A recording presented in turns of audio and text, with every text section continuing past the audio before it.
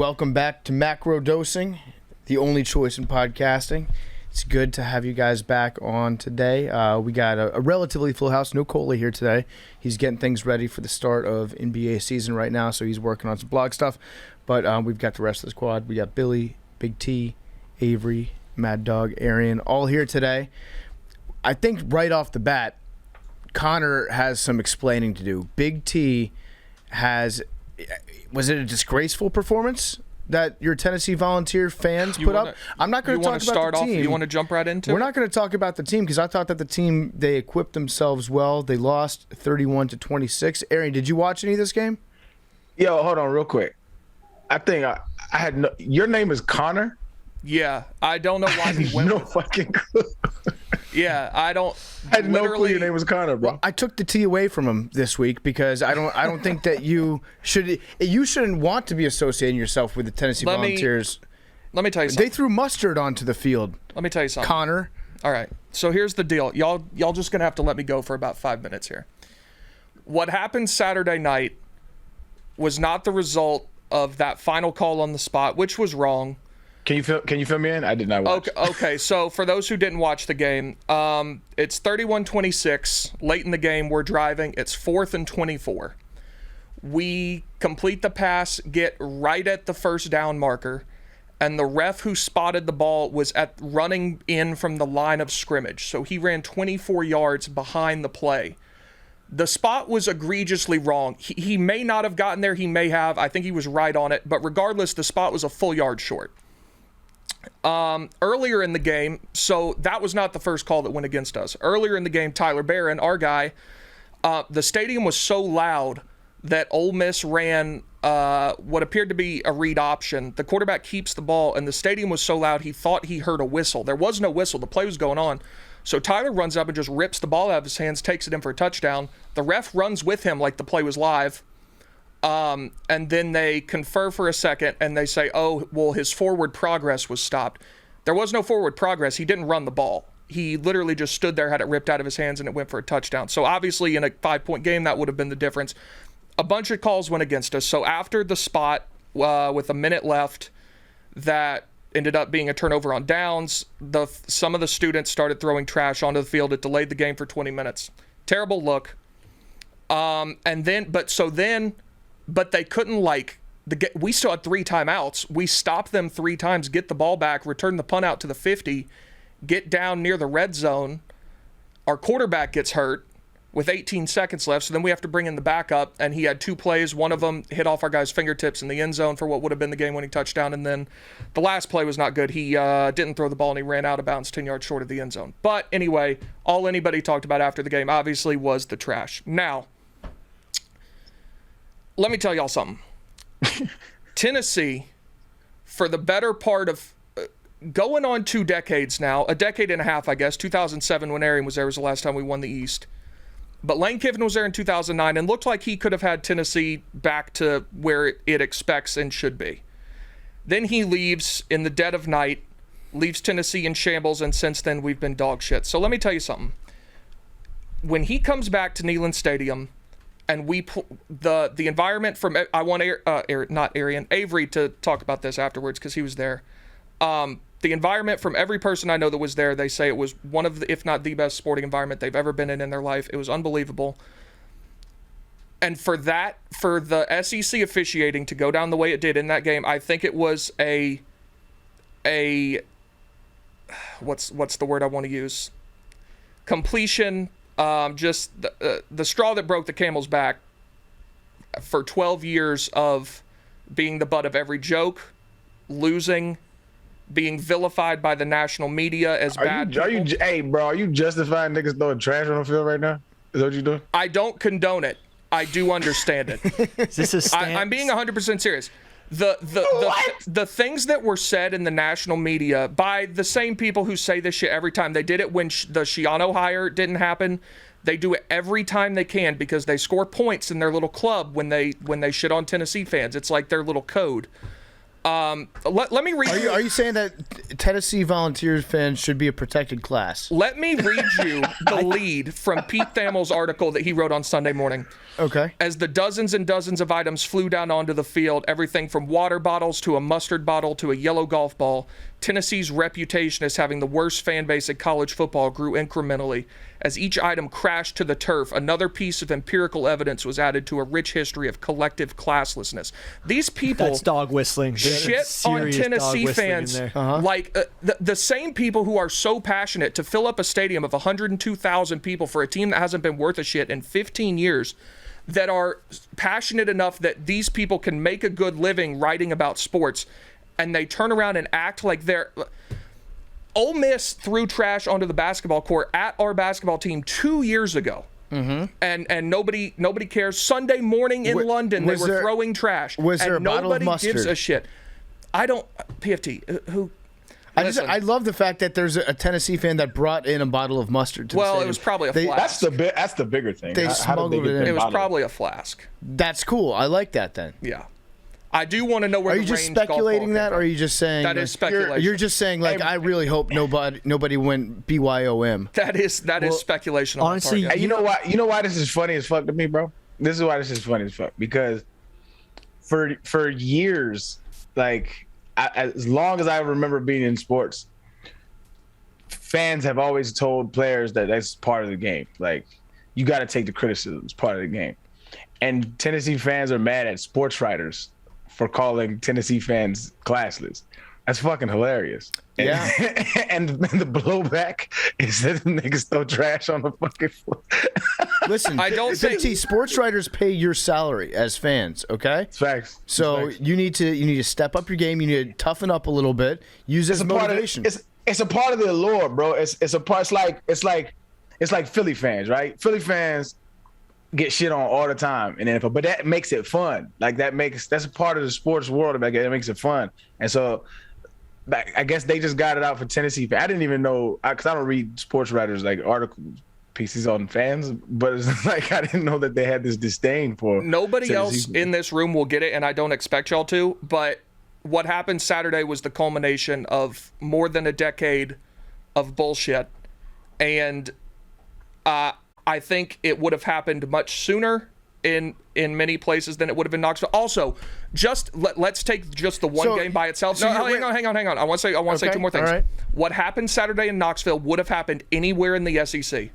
Florida, Georgia, Alabama, Auburn, wherever you want, it would have happened there with that officiating crew doing what they did. Secondly, the SEC, its slogan is "It just means more," and it wants to market itself as somewhere where the passion makes the sport, and it does. It's incredible. But don't talk about that passion, and then when it goes slightly awry, turn around and try to talk about the school like they're the people are Satan. Hey, bro, you sound like a nigga that beat his wife and trying to justify how No, none of that. That's disgusting. No, that's sickening. You sound like Pat 40 right now. You sound like Pat 40. That's what you sound. You trying to, bro, throwing trash on the floor on the It's field wrong. It's whack as fuck. But what you're doing is justifying it. I'm not justifying it. I think it should not have happened. It was a bad look. I wish I didn't have to sit here and talk about it. You spent the first 5 minutes of the pod setting up the scene as to why it was okay to throw trash on the floor. Let's talk about the 70,000 people that didn't throw mustard. No, I have onto to the give field. props to the Tennessee let's fans. talk about that. Because the Tennessee fan that threw the bottle of dip spit at Lane Kiffin, he closed the top on it. Respects to him. That means he just wanted to hit him with something, but not loosen the top a little. So if he did hit him, that the dip spit would get all over him. So yeah, that's class. He could have thrown a dip spit bomb at him, but it was just a bottle. That's true. I do like Connor being like, well, let's not forget the fact that it took us a long time to throw stuff on the field. Most franchises, most y'all fan bases, y'all just won't get it. And most fan bases would have thrown the trash earlier. They would have. They absolutely would have. Also, rushing the field is infinitely more dangerous than what happened in Knoxville. Not even comparable. I think we can all agree that it is unfair to point at one particular fan base and be like, "Hey, this is the only place this would ever happen."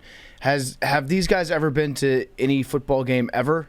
That's my main point. The It's truth ridiculous. is, we're all kind of shitheads. Football fans, we have the capability. You all have the capability inside you, or at least your fan base does, to have a performance like that.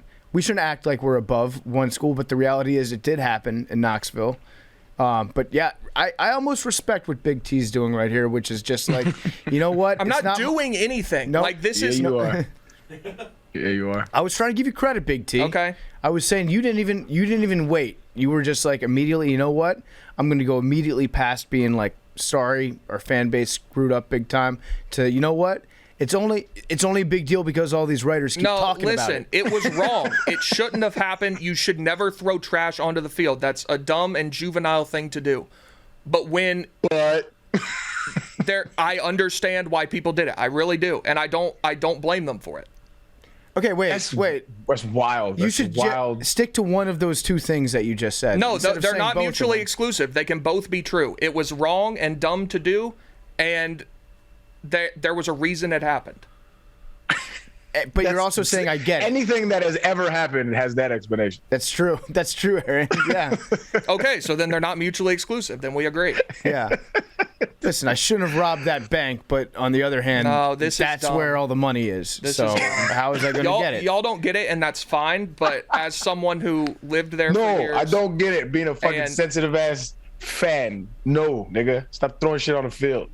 I agreed. Don't do that. I really don't think it's that bad of a look if you're just throwing mustard and shit onto the field and you're not hitting anybody with it, and you're just littering at that point. Like that's, I wouldn't it's even not good, think but it's twice not about bad. it.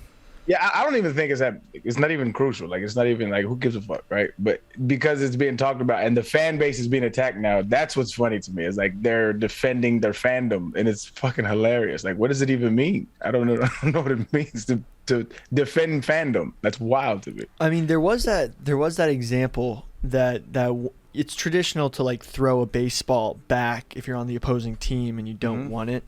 And then there's that event, I forget which game it was, but the kid ended up throwing it back, but the kid ended up hitting the player, and then the kid got kicked out of all MLB stadiums for like his whole life. Yep. That's rookie of the year. Yeah. I just better not ever see anyone who talks shit about what Tennessee did say it's cool when somebody storms the field. You better not see it. So Big T, I'm already calling it this weekend. He is on high alert. Like he's hoping absolutely. and praying that like any other fan base, that Florida, that they have somebody throw a battery onto the field. Well, it happened the next morning. The Jags fans in London were throwing trash onto the field, not a peep out of Dan Wolken or Pat Forty. You know why? Because it doesn't benefit their agenda. It also might be the fact that it was a Jaguars game taking place at 9 a.m. in London, England. Okay, so now you're making excuses for people throwing trash. I'm saying it's a different culture over in England. It's commonplace. They may have saw the Tennessee game and be like, this is what the Americans do. We got to do what they do. That's a bad example. Yeah, that's your bad influence on our British friends. Well, is your beef just with those writers? I think that the perception of Tennessee as a university and fan base in the national media has a lot to do with much of the problems it has incurred in the last decade. Yes. Can I be honest with you, Big T? I follow college football pretty closely. I know what some of the writers say about the University of Tennessee. I've never once thought to myself like, wow, Tennessee's fan base, they're known for being the bad boys, they're classless. Like, that's just something. Never. I think every single school believes that certain writers are out against them. It's not even just schools. You read what I said earlier. You heard what I read earlier, right? Yes. Like they legitimately, Pat Forty, Dan Wolken, Pete Thamel, all these guys like legitimately believe that, and most of it comes from the Schiano deal. That's where a lot of it stems from. And they're still mad about it. Why don't you do this, dog? I'm gonna give you like 30 seconds right now. Get it all off your chest, and we're gonna tag them, bro. We're gonna tag all those writers, all right, and we're gonna retweet it, and get it off your chest. Dan Tell Wolken, them niggas how you feel. Pete Thamel, Pat Forty, Dennis Dodd can go fuck himself too. Who else? Those. What about Feinbaum? No, Feinbaum's fine. It's Yahoo. It's the entire company. Yahoo Sports, yeah, they can all go fuck themselves. Right. Where do these other guys work? USA Today. USA Today can go fuck themselves. Okay. What about The Athletic? Yeah. Stuart Mandel out. God, I really hope I never need a job at one of these places. Yeah, like all those guys, like they legitimately They hate Tennessee. I don't know why. I don't understand why, but they do. In certain cases, I get the Schiano thing because Schiano's agent also works very closely with some of those names that you mentioned. And in circumstances like that, if they feel like one of their guys was wrong, then they leak certain information to the writers, and then the writers can develop an axe to grind against certain people at those institutions. But my bigger question for you is, why do you care what some guy writes, like types into his computer that lives, hundreds of miles away from you? Because as much as you would like to think it doesn't matter, and it does. It absolutely matters. It matters in the perception of the school with recruits. It matters with the overall landscape of college football. Fans read that shit, and fans develop opinions of places, and then recruits read that stuff. Also, they've tried to make it a big deal about all the recruits we had there seeing that. I got bad news for anybody who thinks the 16-year-olds who saw what happened Saturday and think that's a bad thing. They thought it was fucking cool. So bad news if you think that's going to hurt Tennessee in recruiting. It's fun to do bad things. They saw one of the coolest environments in college football, and then things went shitty for 5 minutes. Get over yourself. But sounds like you're pretty upset about all this. I am actually upset about it. Like, it's absurd that throwing some empty Mick Ultra cans onto the sideline for 10 minutes turned into what it did. I'm offended that they were drinking Michelob Ultra. That's the worst part of all. That's a bad take. That's a very bad. No, that's a bad look for the University of Tennessee. No, that's a bad take. Big T said Big T actually said he narrowed it down. That's his favorite now. Is Michelob Ultra. Yeah. No, we're Coors Light. Coors Light is the Coors Light is the beer of choice. What color do the mountains turn on a can of Mick Ultra when they're cold? I think the can just looks cool from the start. Okay, it doesn't even have mountains. They use bitch-ass yeast. Bitch-ass yeast. I can attest to that. Soft yeast. And GMO grain. That's fine. As opposed to Coors Light, which uses only the finest, most masculine grain. I'll tell you what, I love Knoxville, Tennessee, and I was drinking Coors Light at the game, not Michelob. Mm-hmm. It was an unbelievable. It was my first ever SEC experience. Oh, really? Yeah. So I've only been to Penn State games because that's who I grew up liking, but and it runs in the family. But man, that was some environment, and I got the whole Tyler Barron thing on video, and I was going insane. And of course, it gets called back. Yeah, macrodosing athlete Tyler Barron. I am mad about that. So thank you to everyone that was in Neyland Stadium. Am I pronouncing that right? Neyland Stadium for standing up. All the listeners, all the macrodosians in the crowd. There were hundreds of thousands of them there. It looked like they got so mad because macrodosing athlete Tyler Barron clearly had that fumble 6, and they were standing up for our guy on this podcast. So we do appreciate that. And if there's one class of citizens that's more persecuted and oppressed than University of Tennessee fans, I would say it's macrodosing podcast listeners.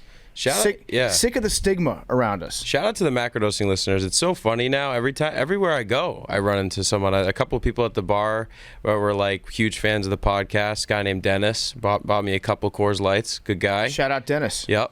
And I had a great experience in Knoxville. Couple firsts for me. I went to Waffle House. You guys saw that first Waffle House experience. Amazing. Big T stepped up big time. He's like, I was born for this moment. Avery texted our group chat Friday night at 11 o'clock that he was at Waffle House, and he said, "What should I order? The patty melt?" And I said, "Fuck no, I was born for this moment. I'll just read this off."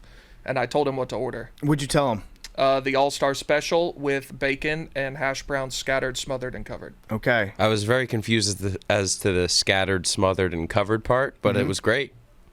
Arian, let me ask you from your perspective. Do you think, when you think of all the different SEC schools, is there one fan base where you're like, yeah, those guys are pieces of shit. I hate them? Nah, I don't really look at it as because it's not so. When you think about Philly. Right, it's become a culture of that, and so they kind of perform for it. So they're assholes on purpose, rather than they probably not really mean people. It's just the culture of Philly. When you go into Philly, we're an asshole fan base, right?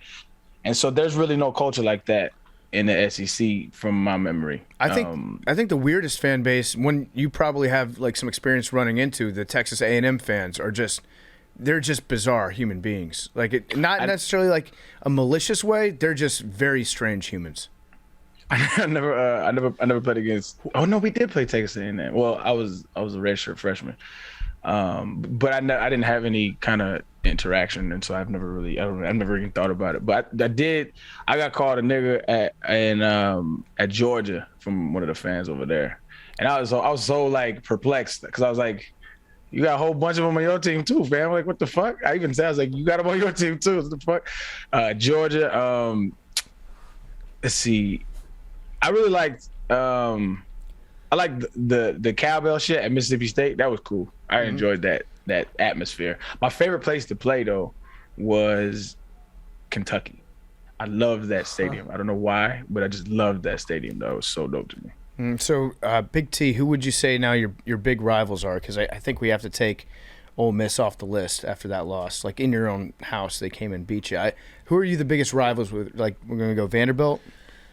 Vandy would like you to think that. It's Bama, Florida, Georgia, and then Kentucky and Vandy. Would Alabama say, yeah, Alabama, Tennessee, rivals. listen, like, I don't want to do this because, like, y'all don't. Alabama, Tennessee is the most culturally important rivalry in the South. It's the reason the SEC has these dumbass divisions where we have to play them every year, and that's why they have the cross-divisional game. Like, Alabama, Tennessee is historically the most important rivalry in the SEC. Alabama, I want to repeat back to you what you just said. That's Alabama, why I said I didn't want to, because you don't understand. You don't watch college football. I do watch college football. Alabama, Tennessee is the most important cultural rivalry in the history of the South.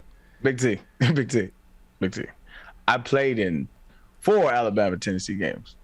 I played. One of my homies played at Alabama, right? And later in the league is when we got to be cool. And once, like, Tennessee thinks it's a big rivalry, right? Alabama doesn't care about that shit. They still smoke their cigars every year in the locker room. Bro, I'm telling you, bro. Because I told him, I was like, so I don't know how the conversation got started, but we was talking. I was like, yeah, you know, a big rivalry between mine and your schools. He's like, no, it's not. And I'm like, yeah, it's like a huge, every third Saturday, October. I was like, y'all don't gas that up. They was like, we don't really care about it like that. It's not. Well, of course they're going to say that now when they're the best program in the country and we suck. But when we were winning, this was in 2000. This was in like 2009. Yeah, but in the 90s when they couldn't buy a win against us, it was a big deal to them. Well, so like if it was more competitive, and also I said historically, I'm just letting you know, perspective of the players. Yes, they don't give a fuck about that shit. That's a coach. That's like what a coach tells. Like, there was probably a Tennessee coach that created that rivalry to get his players to play harder, whereas the Alabama coach never sort of made that a thing.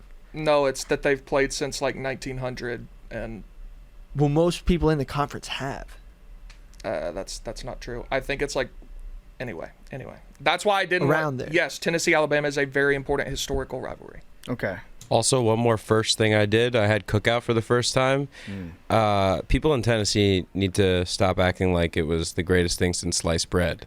Now it's they're going to not hate that you. good. Now they're going to hate you. It's not that good. Well, so I don't. What is it? Cookout. What is cookout? Like, it's fast food. I bet they've got them in Texas. It's very good, cheap fast food. But see, I don't think people say cookout is like amazing. It's just that it's cheap as shit and open all the time. I said that was good. What's that? Did you go to Gus's? Go to Gus's? No, we didn't have time.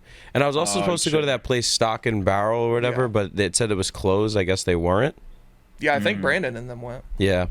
But anyways, I don't know. The cookout hype wasn't, it didn't really live up to it. I thought the burger was good. The shake was good. Like, the fries sucked. Like, just wasn't what it lived up to. I guess since it's super cheap, I guess not. Yeah, you're going to have some people telling you what your missed order was. I think the corn dog bites is something people always talk about from cookout. The bacon ranch wrap was really good. A lot of bacon for $1.85. All right. Yeah, I think it's a cheap place, but it's good for being so cheap. Yep. Neyland Stadium was like the cool. Probably I've been to Super Bowls. I've been to a lot of things. Like, that was probably the coolest thing. SEC football. There's really nothing like it, I guess. I reawoke something that was buried deep inside me this weekend, and it's a passion, a love that I had completely forgotten about, and that's how cool the Blue Ridge Mountains are. The Blue Ridge Mountains are beautiful, and I guess I grew up around them, and then when I went to school, I went to James Madison. The campus is like right in the Shenandoah Valley. There's these nice mountains all around you. You just kind of get numb to it because you see it all the time. And then I went back and I was like, this is actually like one of the most beautiful places in America. I didn't realize that I was going to miss certain mountains so much. But you guys have it's not the Blue Ridge in Knoxville, is it? It's just Appalachian? Smoky Mountains. Smoky Mountains, yeah. Smoky Mountains over there. Blue Ridge Mountains, top 5 mountain range. As far as I'm concerned, that's going to be controversial. I might almost put them on my Mount Rushmore of mountain ranges. It'd be Himalayans, it would be I would put the Mount Rushmore of mountains. Yeah, This is funny. Yeah, well, I mean, feel free to contribute. I think it like you gotta say Himalayas first, right? Himalaya. If you have, I'm not a big mountain guy, I guess. if you have the Blue Ridge Mountains in there, you have to have the Rocky Mountains. Yeah, Rocky Mountains. I think. Rocky Mountains. They have a. I mean, there's a baseball team named after those. That's probably. Yeah, they're super high. There's always snow on them. High. They're on the bottles of Coors Light. You gotta give love to. There's snow on most mountains, though. Yeah, see, the Blue Ridge don't really get that much snow because they're not tall enough. So they're always kind of like, they've got a lot of green on them. What's the cutoff like? But when it's not a like. Yeah. If it, make it a mountain, how tall does that to be a mountain? Yeah, what's the cutoff between hill and mountain? I think mountains have to be created by two plates hitting each other and creating mountains. Mm-hmm. I think it has to do with tectonic plates. Yeah, whereas hills can just be like erosion or some shit. What's the biggest hill? Google that, Billy. Yeah, good question. I think the Blue Ridge Mountains used to be higher than the Appalachians, or excuse me, they used to be higher than the Himalayas. So yeah, the Cavanal Hill, way back in the day, near Patua, Oklahoma. It's the highest hill in the world because its elevation of its highest point is 2,000 feet. So I do not think Oklahoma is on any tectonic. You said Kentucky. Patua, is it Kentucky or no? Patua, Oklahoma. Okay. P-O-T. Are you thinking Paducah, E-A-U. Kentucky? Maybe. But because that's a Great Plains, so there's no tectonic plates there, I think. Okay, well, yeah. So I think, but the thing with that is, I think the Alps might edge it off for number 4. the Alps are solid. Ural Mountains divide an entire continent. They separate Asia. Yeah. Wait, hold on. It got declassified. It says, according to the local council of commerce, the highest hill in the world is Cavanal Hill, formerly Cavanal Mountain. Yeah. So it used to be a mountain, but then a mountain. It got downgraded. Wow. Like Pluto. Yeah. Plutoed. That's tough. Why? That's a tough relegation. I like that we're on the relegation system right now with mountains. And as the tectonic plates shift, you're going to have some hills that will eventually become mountains. I wonder what the next mountain up is going to be. Are they baby mountains? They're baby mountains. Okay, so we're idiots. There's no official difference between hills and mountains. So that tectonic shit I just said. We're not idiots. This is an important conversation. Yes. I know, but I feel like an idiot because I thought it had to do with tectonic plates. We're not geologists. I'll say that. We're not idiots. No official difference. So there's no difference between a hill and a mountain. So I think when it's just size then. When somebody dies on a hill, it becomes a mountain. If it's dangerous, you know? Because a lot of hills are old, like, structures built like mounds. You know how the Native Americans used to have mounds? Burial mounds? How did nobody else laugh at that? No, that shit was fucking hilarious. My God. You have to come up with some sort of designation. You can't just, otherwise the term mountain is going to get thrown around willy-nilly and we're going to be just calling everything a mountain. So where did the term don't make a mountain out of a molehill come from? That's a good question. One's big and one's very small, but they're both the same shape. But they can't, there's no difference between a hill and a mountain. Oh, you just said that. There is. We got to figure it out. This is going to be burning me up. They used to say it was 1,000 feet. Mad Dog, can you look up? I trust your research on this more than I trust Billy's. They should just make it.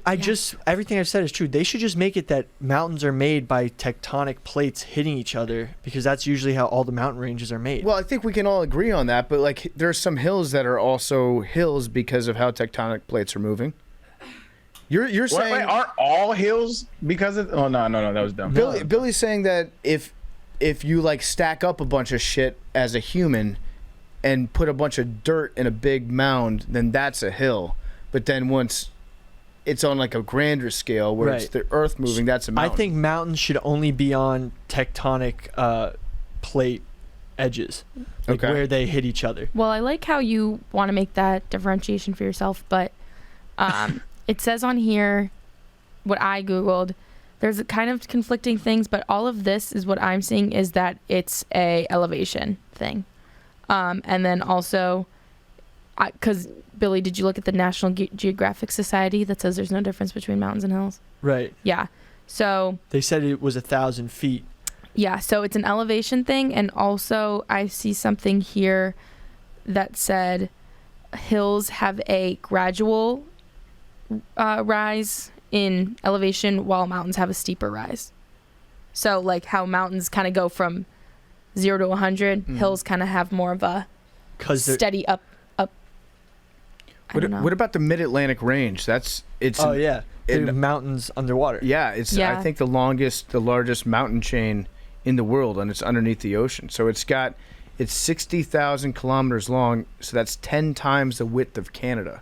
That's a long ass mountain range. Yeah. Where is this? Mid-Atlantic Range, right in the middle of the Atlantic Ocean. Where all the What's up, Biz? We got a guest coming to the studio. What'd you forget? I just figured out my bag. Okay. Biz, cool. quick question. Here. You mind talking to the mic? Take this mic real quick. Sure. Who is that? Billy has a question for you. Okay. What's the difference between a mountain and a hill? Well, it's got to be like feet to some point. Right. Yeah. We thought feet. Like when does a hill become a mountain? It says here 1,000 feet. Wow. 1,000 feet. I would have guessed a lot lower than that. Yeah. I Lower? would have said like 300 or 400. Yeah. But wow. Okay. Okay, you learned something. See you guys. Thanks for the input. Thank you, Biz. That was special guest Paul Bissonette from TNT Sports. You may Wayne know Gretzky's best friend. Paul missed the net. Where are you getting this from, Mad Dog? Do you want me to name my sources? I'll name my sources for you. Because I just don't like. There's conflicting reports, and I want to know: is it like geologists? Like, because I feel like geologists would have a better definition. This is worldatlas.com, which seems somewhat reliable. There are a lot of ads, so I don't know. So there was no official. So they used to say 1,000 feet, but both the United States and the UK abandoned that distinction in the mid 20th century. Yeah. So I'm looking at National Geographic, and Sounds like the scientific community is a little split on this. they do seem. I also feel like It sounds they like have, they're not doing their fucking jobs. Yeah. Yeah, what are what the they fuck? doing if they're not giving us a differentiating difference? hills and mountains? That must the get fuck so are they doing? confusing. This is a fascinating topic to me. If we have any geologists out there, please hit it, or any scientists that understand it, topography, please add us and tell us the difference between a mountain and a hill. I would also like to know what the difference is between a lake and a sea. And now I know A that lake and a sea or an ocean and a sea? a lake and a sea, because so for example, the Caspian Sea is a lake. It's a lake. It's surrounded by land. Okay. It doesn't Yeah. it doesn't like drain But into it's brackish water. What? There's salt in it, there's some salt in it, yeah. but because it used to be connected to the broader ocean. It used to be an ocean, Right. It used to be connected, yeah. So but it's not now. so it's a saltwater lake. Yeah, so Which turns into a sea? what about like Lake Superior? Lake Superior is a massive, massive lake. It's freshwater. It's a glacier. Yeah, they're glacier lakes. Wait, Well, isn't a lake- sea just an ocean? That's another good question. Okay, so hold on. Let's break this down. Is the Caspian Sea freshwater? The not. difference between the sea and the lake I have right here is that a lake is enclosed on all sides by land and does not connect to a larger water body like an ocean, while a sea connects to an ocean.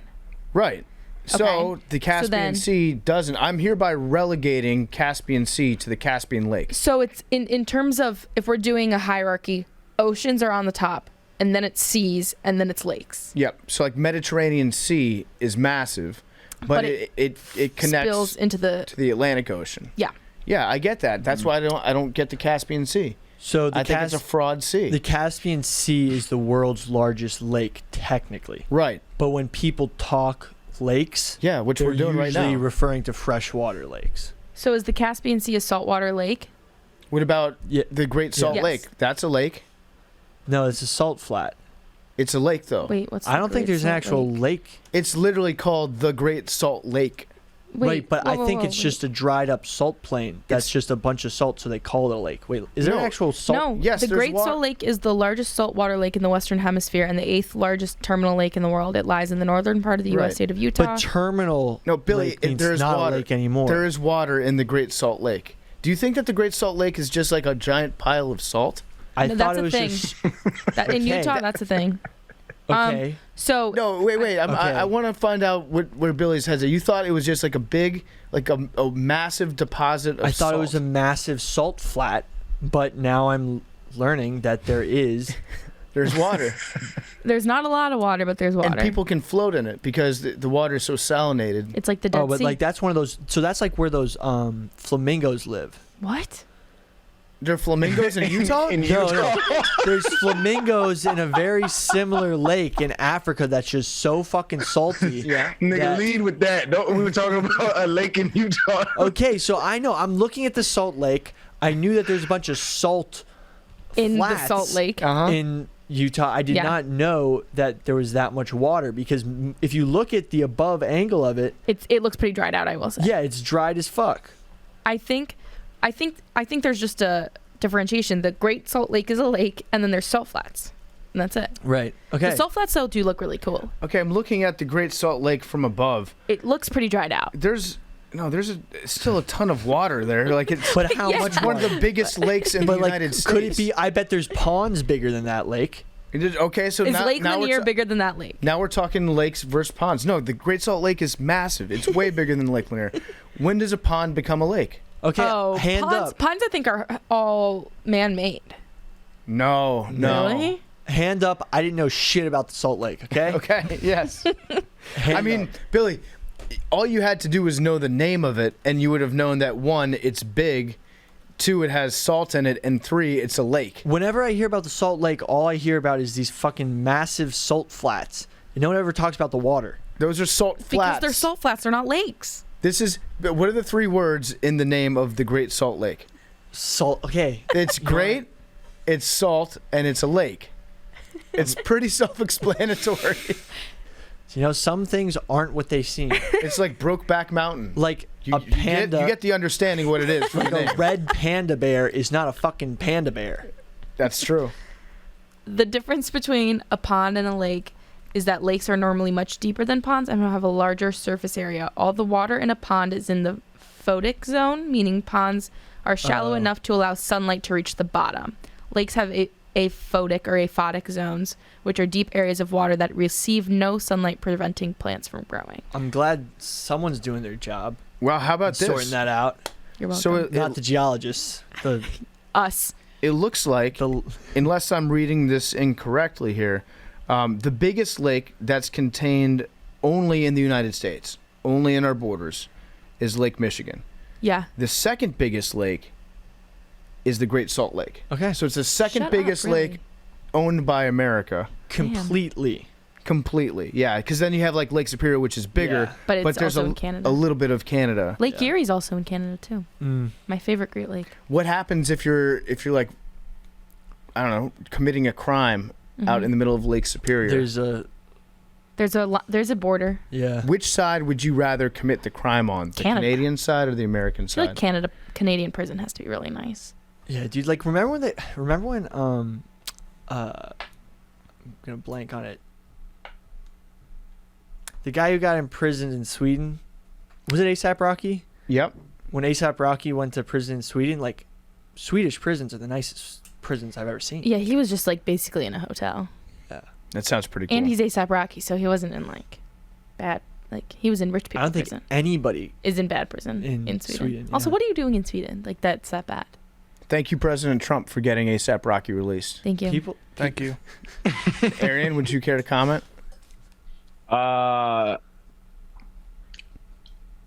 Yeah. Everything that nigga did for black people was performative, bro. It was funny when he was actually like tweeting out, like, release ASAP, Free ASAP.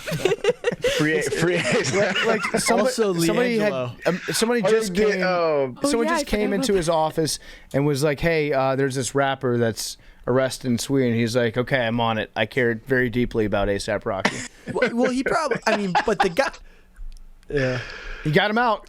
I'm just saying, like, you know, like really insecure people, you can make them do stuff easier, like chug beers or like get them to do the stuff. Yeah, you because know they what want I'm to be saying? accepted. They want to be accepted.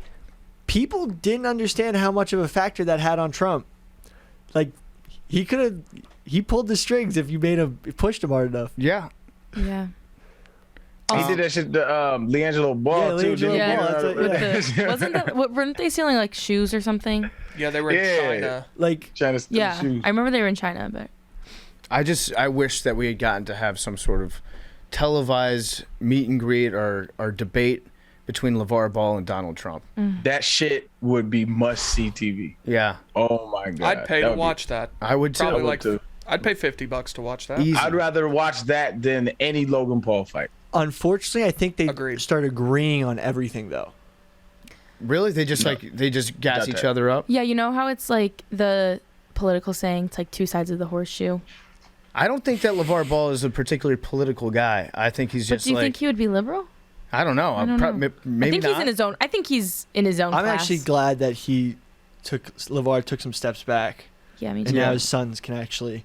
Play It's about them basketball. playing basketball. Mm-hmm. Somebody had a word with him. Yeah. I think maybe Trump? LeBron James people Yeah. talked to him and they were like, "Hey, if your son's going to be on the team with LeBron, you're going to keep your mouth shut." And LeVar was like, "Yes." Oh, bro, talking about the Appalachian Mountains, do you hear that they saw through the FBI? This is how the Brian Laundrie manhunt's going. The FBI straight up ambushed just a random bald hiker who looked kind of like Brian Laundrie and was like, "Yo, dude, are you Brian Laundrie?" Just guns a-blazing, rolled up on him. And it just wasn't him? It just wasn't him. Poor guy. What if it was Brian Laundrie and he was like, "Nope, not me." No, Yeah. they got pictures of him. Wasn't Brian Laundrie? So where is Brian Laundrie right now? I don't know, Who but the Dog fuck is off knows? the case. Dog's out No, the that's what case. Dog wants him to believe. Ooh. He's going to now's the time when he's going to slip up because he thinks he's safe. Art of war, right? Yeah. Let the enemy think that they are safe when they are not. Sun Tzu. I just made that up, but I'm pretty sure that's an Yeah. actual quote from the Art of War. That's what Tennessee's trying to do to Alabama. That's every year. right. Yeah, they're playing the long game. What do you They think think about it's that? not a rivalry, but it is. Yep. Big T? Sure. Okay. Listen. The last 5 years, we've had a 0% chance of winning that game. I think we have a 10% chance this year. 10%. Yeah. What's the spread? So I believe it's 29, but that's if Hendon doesn't play. If he plays, that's going to drop. Okay. How'd Hendon It's play? next week, isn't it? It's third Saturday. Yeah, Yeah, it's this week. it's this week. Yeah, it's this week. Okay. He played very well until he got hurt with, on the last drive, but played a great game. All right, well, once again, if you're a geologist, let us know. We need to know what the difference between a lake or why the Caspian Sea is not a lake. We need to know Well, it is a lake. What is a lake? We need to know what a mountain is and what a hill is. Anything else? Sorry to give all you geologists out there homework. Yeah. You probably like that shit anyways. You do science all day. It's your passion. But you guys want to jump right in? You want to get into the real topic of today's show? An hour later, you want to jump right in? We're No. actually doing pretty well today Doing in on- terms of timing. Great pace right now. We're talking glitches in the Matrix today. Glitches in the Matrix. If you're not familiar with what a glitch in the Matrix is, it's a lot of people put forth the idea that we live in a simulation right now. And since it's a computer code that's been written and refined by maybe civilizations thousands of years from now that have gone back in time and they're able to create these simulations using their powerful computers, sometimes there's small little errors in the code, things that don't seem right. And you see like a lot of people tweet out glitch in the Matrix when they get on a train and there's like 5 people that are all wearing the exact same shirt and pants, all sitting next to each other. Kind of reminds you of if you've ever played a video game from like the early 2000s and they don't have all the memory necessary to animate like every fan that's in the stands. So like they all kind of look the same, or there'll be like a small little point in time in the game. Maybe it happens in Warzone all the time. Yeah. When there's like a wall that just disappears. The White Run guards from Skyrim that all say, "I used to be an adventurer like you till I took an arrow to the knee." Yes, like They, those. they all say the same thing. They say the same thing. Yeah. They look the same way, say the same thing. So much like we're designing video games right now, and the computers that we use to run them don't have enough memory or a fast enough processor, they have to cut some corners, and there are small little glitches in there. Some people think that we're currently living in a simulation, and so those little tiny glitches appear here and there in our day-to-day lives. And so, yeah, that's what we're going to be talking about today. And we've talked about the simulation theory before. I forget where we all stood on that, of whether or not we live in a simulation. This is one of those things that happened on my hiatus. Yeah. The simulation theory. Simulation. So, Billy, do you think that we live in a simulation? Well, I like the math aspect of it, but the math aspect of it conflicts with my worldview. Okay, so you like the like foundation behind it. Yeah, and it's a logically it makes sense, but it also freaks you out too much. Can we talk about what it is exactly? This is what I think it is. Yeah. So basically, we've seen the place we've gotten to in technology. 2021, we have multiple video games, like multiple examples of simulations of worlds put together by humans and by computers. And then in some point in the future, we're going to get to the point where artificial intelligence is going to start creating more of these simulations in order to determine outcomes or determine, something in our reality, but in that simulated reality, like weather. They might be running simulations of weather to determine what's most likely going to happen. And because of that, you have different realities that mimic our reality, and then in those realities, they're also mimicking realities, because if they're mimicking our reality, which is at the point to create more realities. Yes. So sort of like a looking at two mirrors type thing. Yeah, you're getting towards a singularity right now. Right. Inception. But, yeah, it's saying that at some point our computing power is going to be so strong that we'll be able to create AI that's so powerful and advanced that it becomes like it loses all of its sense of being a self-aware, or it doesn't know that it's fake. So you could be living right now. You could be a simulation. You could be a character in a video game or in a simulation. But because the tools that they use to create the software are so powerful, you don't even know. Yeah. You think that you're just a real, actual human being. So I think, but the math is that there's so many iterations of the simulation. Like there's so many different video game simulations that it's less likely that we are the original. Right. And my problem with that is, and I'll probably get canceled for this in 300 years when AI is like a thing, but I think that there's something special about organic beings that can never be replicated and thus cannot differentiate reality from some sort of simulation. You literally think that we're built different. Yeah, I just believe that whatever little electric spark that goes through our brains and our life and our nature and cause the Big Bang, like simulations can never capture that. They're like cover bands. Yeah. You can't capture that spark. Okay. I'm with you. I think Billy might be onto something here. So I think that's just he's specious. He's just I'm organist. I'm organist. So if honestly, like, have you seen Star Trek? Yeah. Have you seen the Next Generation? No, I know Star Trek. I am not. Okay, so do you know Data? Is he like a robot guy? Yeah. He's an android. Yeah. So like, and they encounter the Enterprise encounters something called the Borg, and the Borg is like this collective, and like it's like one brain, it's like one mind, and they're far more like they're superior to they're always running, like the Enterprise is always running from them because they can never beat them, because they've interwoven with a computer, and so like they're beings, but like they're also computers.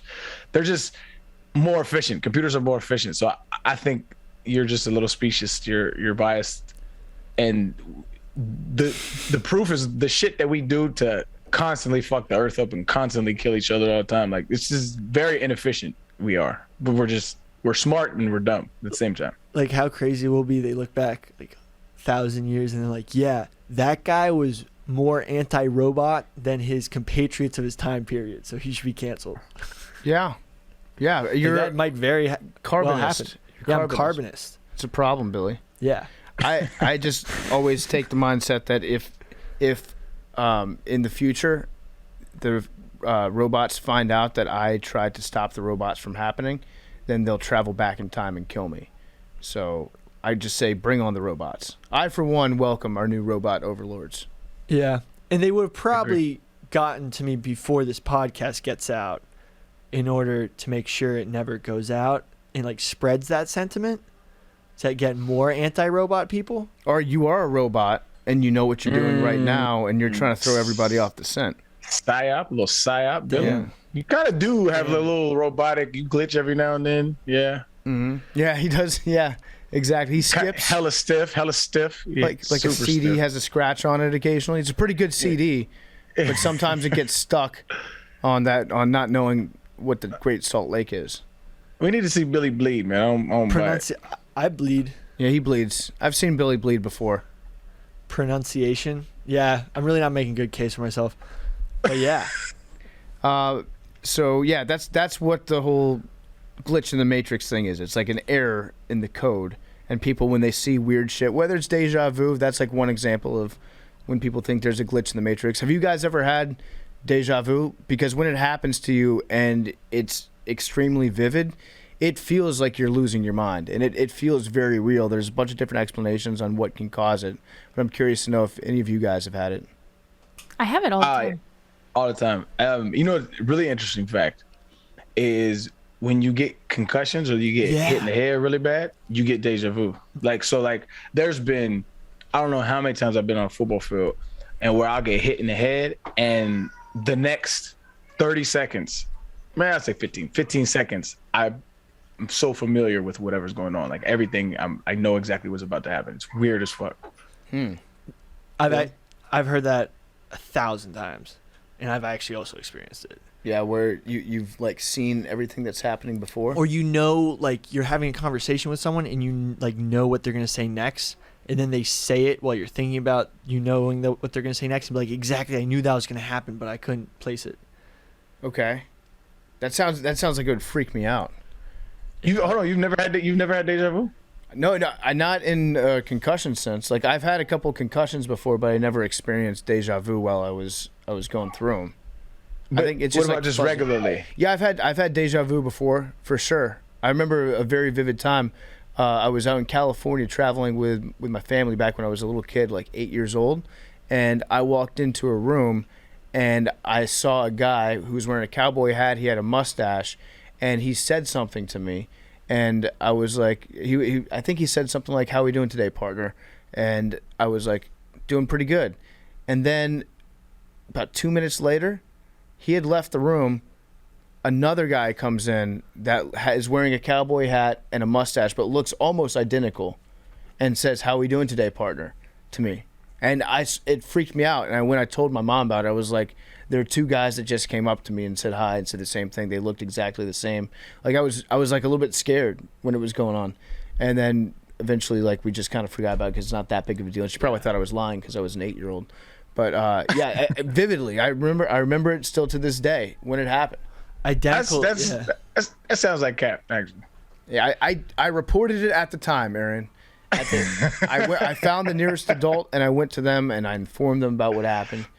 But it freaked me out. It's a really small thing. I mean, occasionally I think we all get experiences where we'll like walk into a room and you know we get that feeling like we've been in there before, like we've seen that before. And I kind of had that. I had that this weekend when I was at JMU. I went back and I was driving down some of the same streets that I had driven down, but I hadn't seen in like when was that, 2007?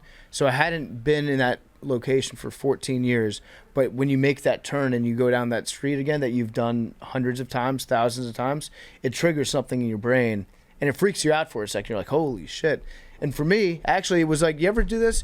You ever go back to a place you haven't been in a while and think, man, I thought everything looks so much smaller than I remember it being. That's what it was like for me. Like all the houses look small, all the streets look small, and I remembered it being like way, way bigger for some reason. I don't know. Maybe I've grown. Well, I haven't really grown since then. That happened to me like when I'd come back to school after like the summer. Yeah. And I would have actually grown.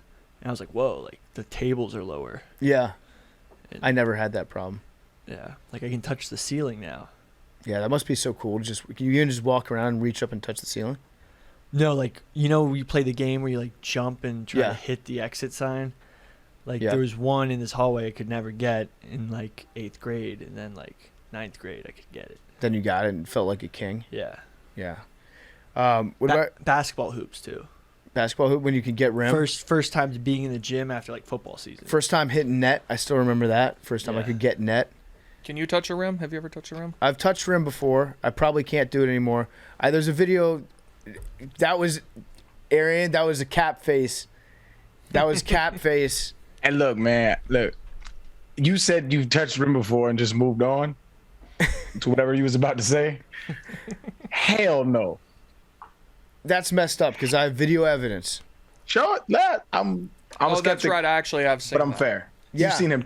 It was a 10-foot rim. So and that's touched what I don't know, but I have seen a video of him touch a rim. I can't attest to The how rim high it was raised to the highest level it could get in this person's driveway. Oh, okay. Well, then I ain't. Some people say it was 9.5 feet. I don't know about all that. I'm pretty sure it was a 10-foot rim. But I have gotten, you know what? One time, this was a glitch in the Matrix moment for me. I still remember it like it was yesterday. It was the year was 2005. I was playing pickup basketball at a court off Stewart Road in Reston, Virginia. And just in between runs, I just ran up to the hoop, jumped off 2 feet, reached up, grabbed the rim with both hands, hung on the rim, looked around, and I was like, what the fuck? How did I get up here? It was like it was a perfect jump. I've never jumped that high in my life before. I don't believe that story And- because he said 2 feet. No, I jumped off 2 feet, and then my friends were like, yo, how'd you get up there? And I was like, I honestly have no idea. How long did you hang on there? For a good 7 seconds, just savored it.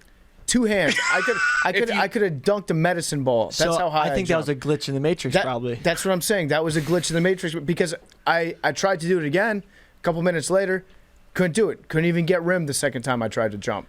But That's why I don't buy it. I don't buy this story. it happened. If you wouldn't have said I'm 2 sorry. feet, I might have believed you. It I'm happened. sorry, It was the best jump of my life. bro. You don't go from never touching rim to grabbing it with 2 hands off of 2 feet. You ever hear the story? and then never touching rim ever again. You ever hear the stories about the old ladies that can lift up trucks when they're on top of a burning family? They get superhuman strength for a second. Whatever happened in that moment, if it was a glitch in the Matrix or if it was just the planets aligned perfectly, I had Wheaties for breakfast, whatever it was, in that moment, I jumped and I double fisted the rim. I hung on there. People bring that up all the time. Have you ever heard of an actual example of that? No, I've just heard people say that. You're right. I've never heard of it actually happening. So I think there's 100% power of adrenaline. We were talking to Usain Bolt on Part of My Take the other day, and he said that in a training he never broke 9.9 or 9.8, and then he just runs a 9.58 at the Olympics. Is that for real? Yeah, he He said never that. broke 9.9 in training. Yeah, It's all in competition. That's fucking crazy. I never was good at track. What's Arian? Did you run track and did you have? Yeah. Were your competition numbers similar to? Well, I ran in high school, and I didn't run to run fast. I just ran to stay in shape. Yeah. And so it was more like track meets. Boy, track meets. Let me tell you about track meets. Track meets are like a party, low key, man. Yeah. 'Cause it's everybody from every school, and it's you getting with all the females. This is a really fun time. But nah, dog. I think my fastest run was a 10.8. I think it's 10.8, which is it's moving, but it's not nowhere near but that surprised me because he consistently ran under 9.9. He could. It always looked like he could just cruise to a sub 9, and so it's to hear he never broke 9. That's crazy. My brother ran track in college. I'm gonna tell him that and see if he's that shouldn't. I mean, blow the his mind. competitive numbers, unless you're competing against other people on your team, simulated races. But I think if you're just one-on-one, maybe I don't know. And it makes sense, but it's just that's fascinating. 9.9 is fascinating to me. I definitely believe in that jumping ability because also in that moment, not from PFT though. Not from PFT though. You guys, it's sad to see you turn into haters like this. Really sad. 'Cause I am a basketball PFT denier. Listen, it happened one time. It'll probably never happen again. But no, I will guarantee. Okay. I will guarantee it will never happen Wait, again. I have gotten rim before. That's unquestioned. I've gotten rim on several occasions, but never in my life have I been able to jump so high that both my palms get above the rim and I'm able to hang on it. And it was a legit 10-foot hoop too. I actually went back there and I just looked at it and I was like, I was up there. I can't believe that. I believe that that people have been able to lift objects beyond their normal strength. normal means. Yeah, adrenaline and your fight or flight response absolutely gives you more strength than usual for sure. I'm trying to find this video right now so I can shove it in your face. And you'll have to acknowledge that, yes, I have it in me. Because there's another video from, this is the one where the hoop, it's debatable. It's somewhere in between 9.5 and 10 feet tall. But you will have to admit, once you see me get well above that rim, that, like, yes, it's possible. I have it in me somewhere where I can do this. What about, Billy, can you dunk? So I was able to dunk junior year of high school because that was the last time I played basketball a ton. Then senior year, I started after football season. I was playing college football, so I started eating like a motherfucker, putting on weight, and I was just dirty bulking because I, for some reason, thought the more mass I could put on, like, it would help me more. And just really got into, like, very strong and, you know, like, was good at footwork, but, like, that bounce sort of kind of went away. And I haven't recaptured that. Mm-hmm. But I did. I wasn't a good dunker, but I'd be able to get up there, put it in, probably would miss in a game. But if I'm like, oh, can you dunk? Yeah, watch this. 2 dribbles, run up, dunk. Got it. I'm not that bouncy. I believe Billy could dunk at one point, though. Yeah. I was like 180 pounds when I could dunk. Yeah. Can you still dunk, Arian?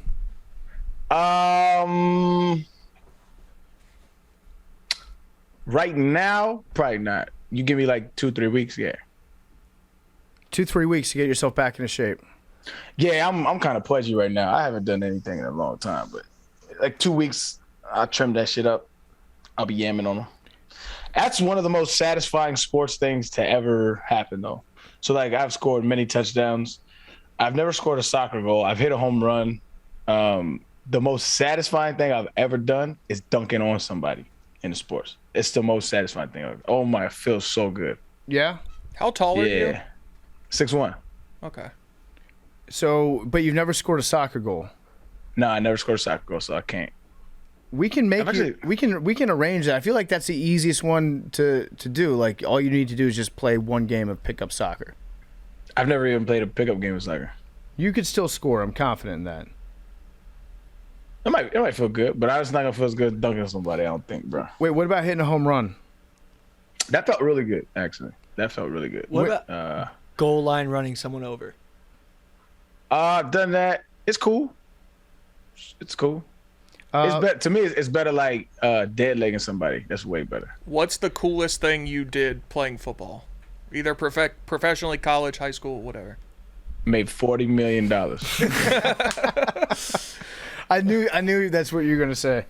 I mean, my G, it was pretty sweet. Not gonna lie. I mean, you did also have a couple above average catches.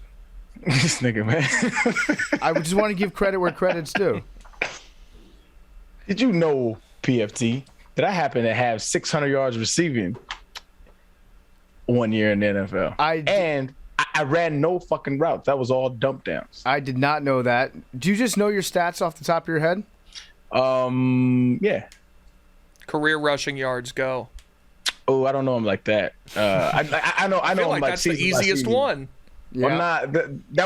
That would have me mean I looked at my stats after I retired. Okay, what was your highest total in a year?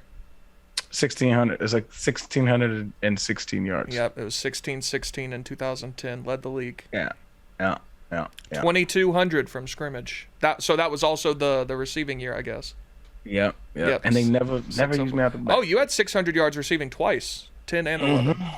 This is another glitch in the Matrix moment I'm dealing with right now because I can't find the video. I don't think it happened, dog. I'm just gonna be honest. So, if we want to get into the Mandela effect, which is one of the most commonly referenced glitches in the Matrix, honestly, the Mandela effect was kind of ruined, in my opinion, because the movie Invictus came out.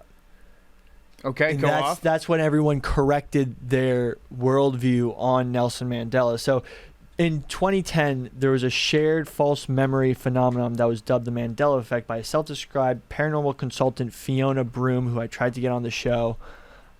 She hasn't contacted back. But it was a small internet community that really blossomed because more and more people were like, wait, I also thought that Nelson Mandela died in prison in the 1980s after he was imprisoned by apartheid groups in the apartheid government in South Africa, when really he got out of prison, ended up being president, and sort of led the country till, I don't know when he left office, and lived out the rest of his life. So it turns out a bunch of people thought he died back in 2010.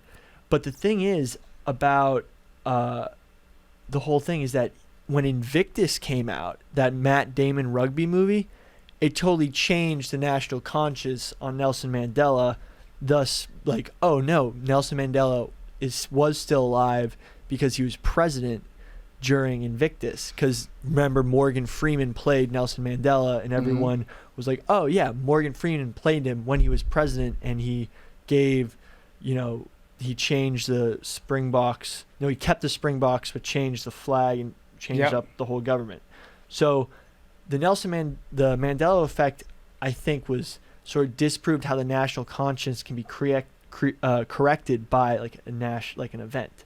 Do you think that there's like also an element of all the old people that were in South Africa that lived through all the racist times there in apartheid, that was like their last grasp at like not believing that Nelson Mandela was actually the president of South Africa?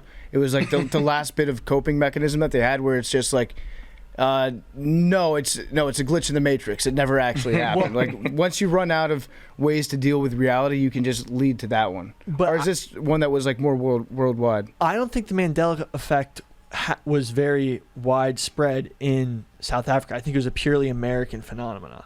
Okay. But I think the false recognition phenomena is quite real, and we can get into a variety of different. The Mandela effect one is one that like I never occurred to me that Nelson Mandela was not the president of South Africa, and I only remember like limited examples of like him actually serving. And also but when he died. But also I remember him being around. I know that he's not dead. I have a lot of memories of watching him on TV, and he was like very much a public figure when I was a kid. So I know that he didn't die. That was one that always like confused me, because I don't think I've ever met anyone that is an active Nelson Mandela, like somebody that believes in that effect personally. The thing is, actually, I'm wrong. The Mandela effect actually only emerged after Invictus came out.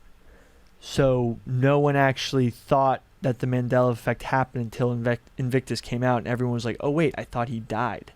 Oh really? Yeah. So that spurred it. Yeah, so that spurred it. So there was something weird in that movie. Yeah, well, like, it was just the first thing to remind everyone that he was alive. Or the first thing that reminded people that he did go to prison at one point. Yeah. But I wonder if any of those anti-apartheid leaders died in prison.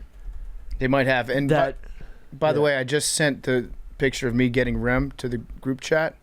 So if you want to take a look at that, Arian. I'm definitely about to look at this right now, bro. Yep. Let me know what you think, because that to me is pretty convincing. And that was not a glitch in the Matrix. Not 10 feet. How do you know that? I'm just looking at it. But I will give you this. Your calf muscles are way more defined than I thought they were. Thank you. I appreciate that.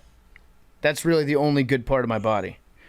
It really is. From the knees down. I rescind. It looks like you probably grabbed the rim. Thank you. Yeah. Now, to be fair, I'll be honest, because you can see where the basket is planted into the ground next to the patio. I think that there's about 4 inches that drops off from the patio to where you see the stanchion from the basketball hoop go into the ground. But also, to be fair, I think I had about 4 inches to spare, so I could have nicked the rim. I could have tipped the rim on a legit 10-foot hoop. I can't do it now, though. In fact, now I'm at the point in my life where every time I jump, I just assume that my Achilles tendon is going to rupture. It's just something that I live with on a daily basis. But yeah, Mandela thing, I don't know anyone that actually experienced it. Arian, did you ever experience, ever have any of these like incorrect recollections? I looked into this a while ago, back in my when I retired, I just went like on a YouTube fucking purge for like a year, and I was just like super into everything. So I got like that's how I got into like flat Earth and shit. Just went on a purge, and I ran into the Mandela effect, and I think it's just a case of like a whole bunch of people with bad memory, and we all agree that we have bad memory. I never had one personally. The only one I guess that I could remember, I guess I had one then. The Bernstein Bears. Yep. That one was like, okay, yeah, but I didn't think of it like, because like people think that there's like split realities from this Mandela effect, right? So people think that it was actually a way, and then the reality has changed. Like they think it's that, rather than thinking that they just fucked up. Well, go ahead.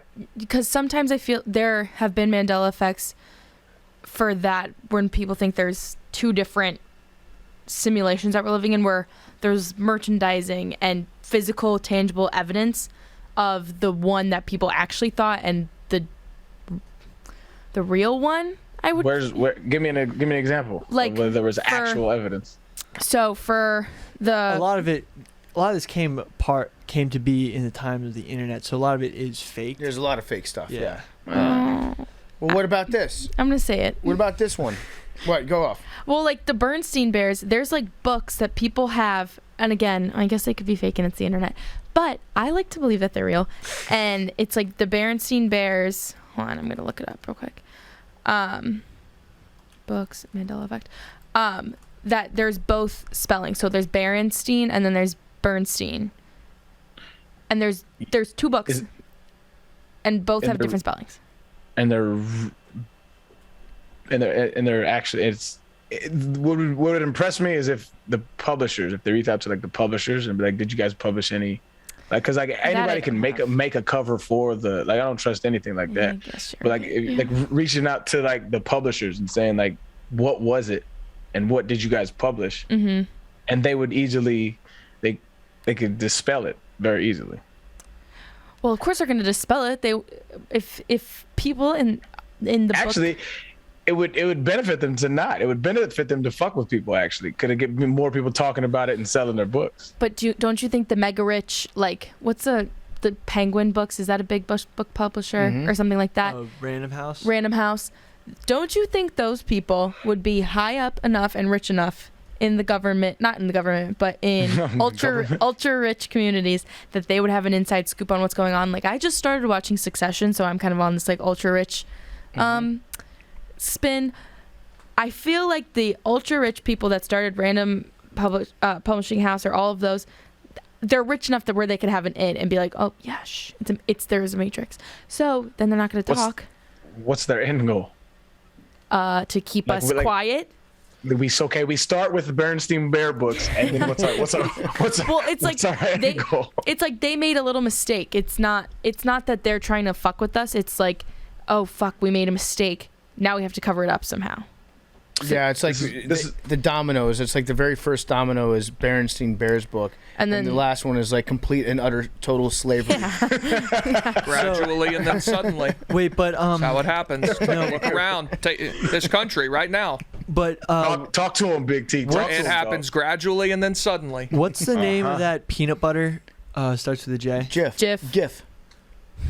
Okay, well, I was trying to see if anyone would say Jiffy. No, yeah, I've seen that one. That's the one. Literally, all of these that I saw are just people like, you just don't know things. They're like, oh, did you think that that Fruit Loops was spelled Fruit? Like, no, it's not spelled. No, never. But like, that. But that comes it's just people who don't know things. It's false memory. For example, a lot of people who think that Jif is really Jiffy, they're thinking of Jiffy Lube or Jiffy Pop. And well, there is Skippy peanut butter. Yeah, Jack. Yeah. Me and Big T were actually talking to Jack McCarthy today, and we were talking about our episode. And I said nobody thinks it's Jiffy, and Jack goes, "Yep." Goes, "Oh, I thought it was Jiffy." And he was thinking of Skippy. Yeah. So I think it's a combination of Jiffy, Skippy, Jif, GIF. Also, a lot of these things where they're talking about stuff that you remember incorrectly from your childhood, maybe it's because you were like 4 years old and you don't remember everything perfectly from when you were 4. For example, that also may be true. Curious George never had a tail. I always thought Curious George had a tail. That blew my mind when I found out that he didn't.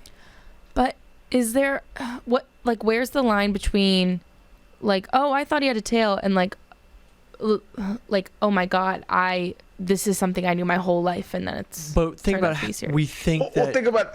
I think.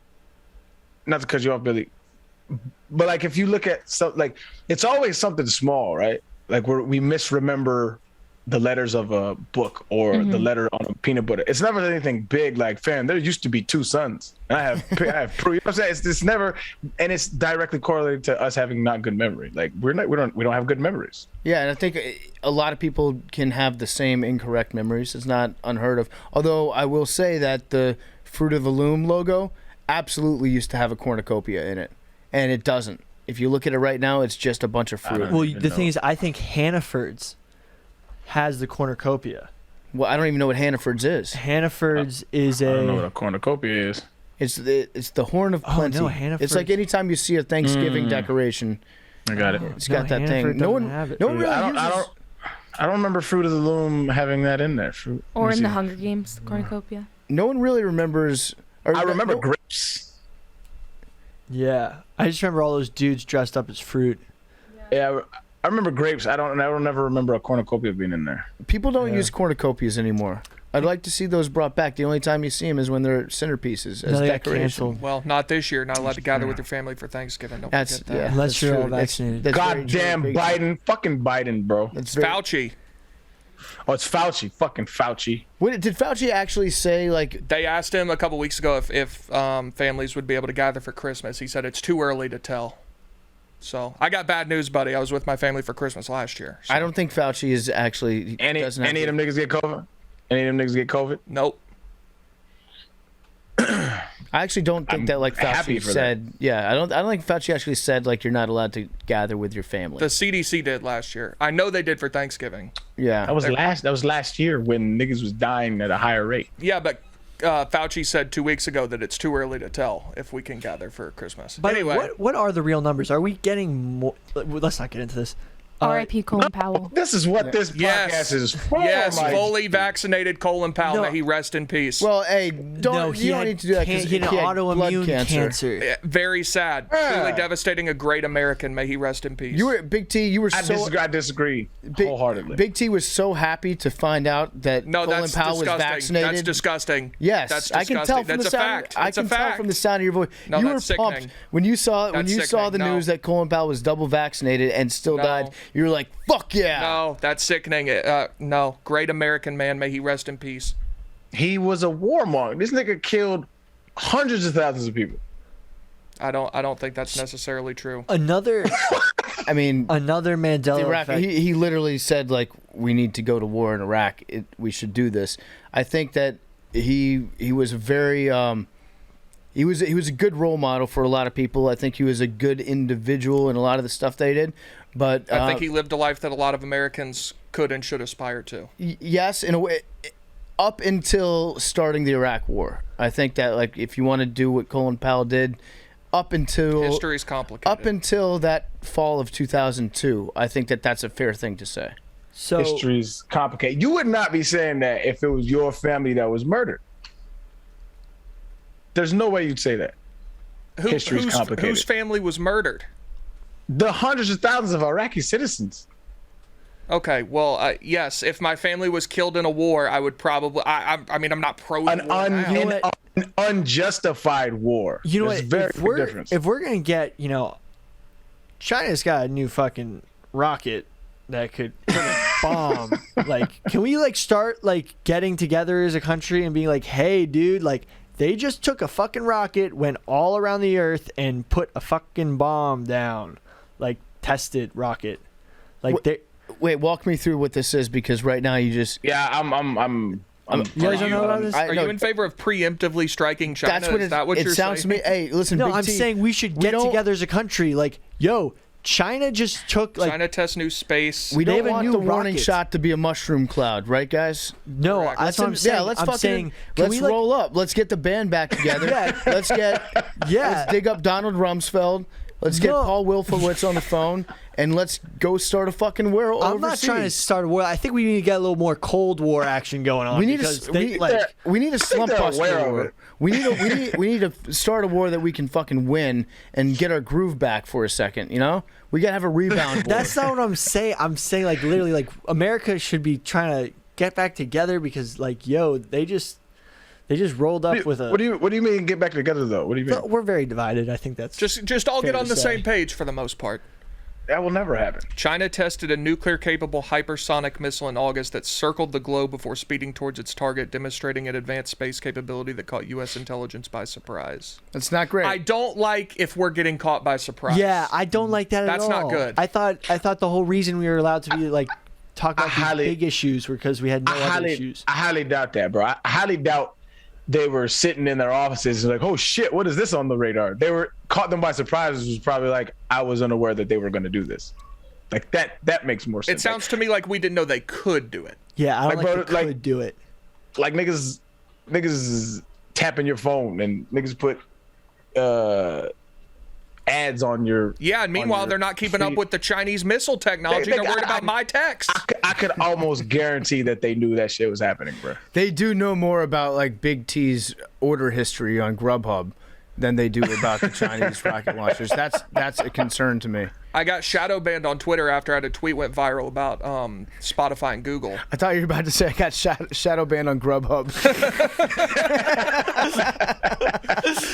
What was the tweet? Spotify was giving away free Google Homes, and I said if a company with more power than the U.S. government wants to put a microphone in your home, you should probably think about what its motivation is to do that. And that went very viral. And then I got shadow banned and didn't have any followers for like a year because of it. What does shadow banned mean? Like, they'll make it to where if you search somebody on Twitter, Instagram does a lot. They just did it with Dave. If you like search their name, they won't come up. And so like it makes you very hard to find. So hypothetically, are you talking about an Instagram post or are you talking about a tweet that you had? That was a tweet from me. Okay, so hypothetically, how many followers do you think you should have gained in that year? I don't know. I don't know, but I was shadow banned. I'm certain of it. The content was still premiere. You were still delivering the same fire tweets. Do you have the date? Do you have the date on it? Do you have concrete date on it? How do you know you were shadow banned?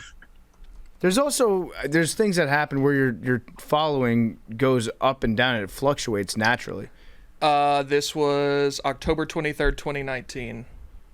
Had 41,000 likes.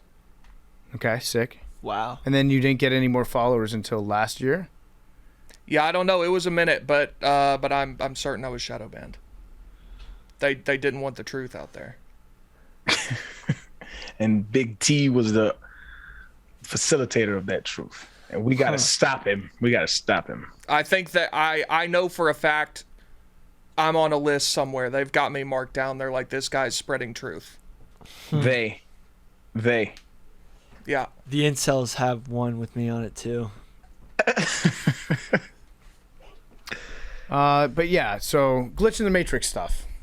Back to that. Fruit of the Loom, I believe the cornucopia was in the background, or Fruit of the Loom. I believe there was a cornucopia in the background of it. I believe Curious George, I thought he had a tail. I was blown away to find out that Curious George. Because everyone said he was a monkey. He is a monkey. No, well, he doesn't have a tail. He's probably an ape. Oh yeah, sorry. Well, they missed. Good point, Billy. Yeah. It should have been Curious Ape. Yeah, it was. That's the real issue. Apes don't have tails unless he was a rhesus monkey, but I think he was a chimpanzee. Look him up. Let's find out. What species was Curious George? Yeah, Curious George. I could have sworn he had a tail. Yeah. I think everybody can agree on that. Yeah, he's called a little monkey in all of the literature, but he has no tail. Mm-hmm.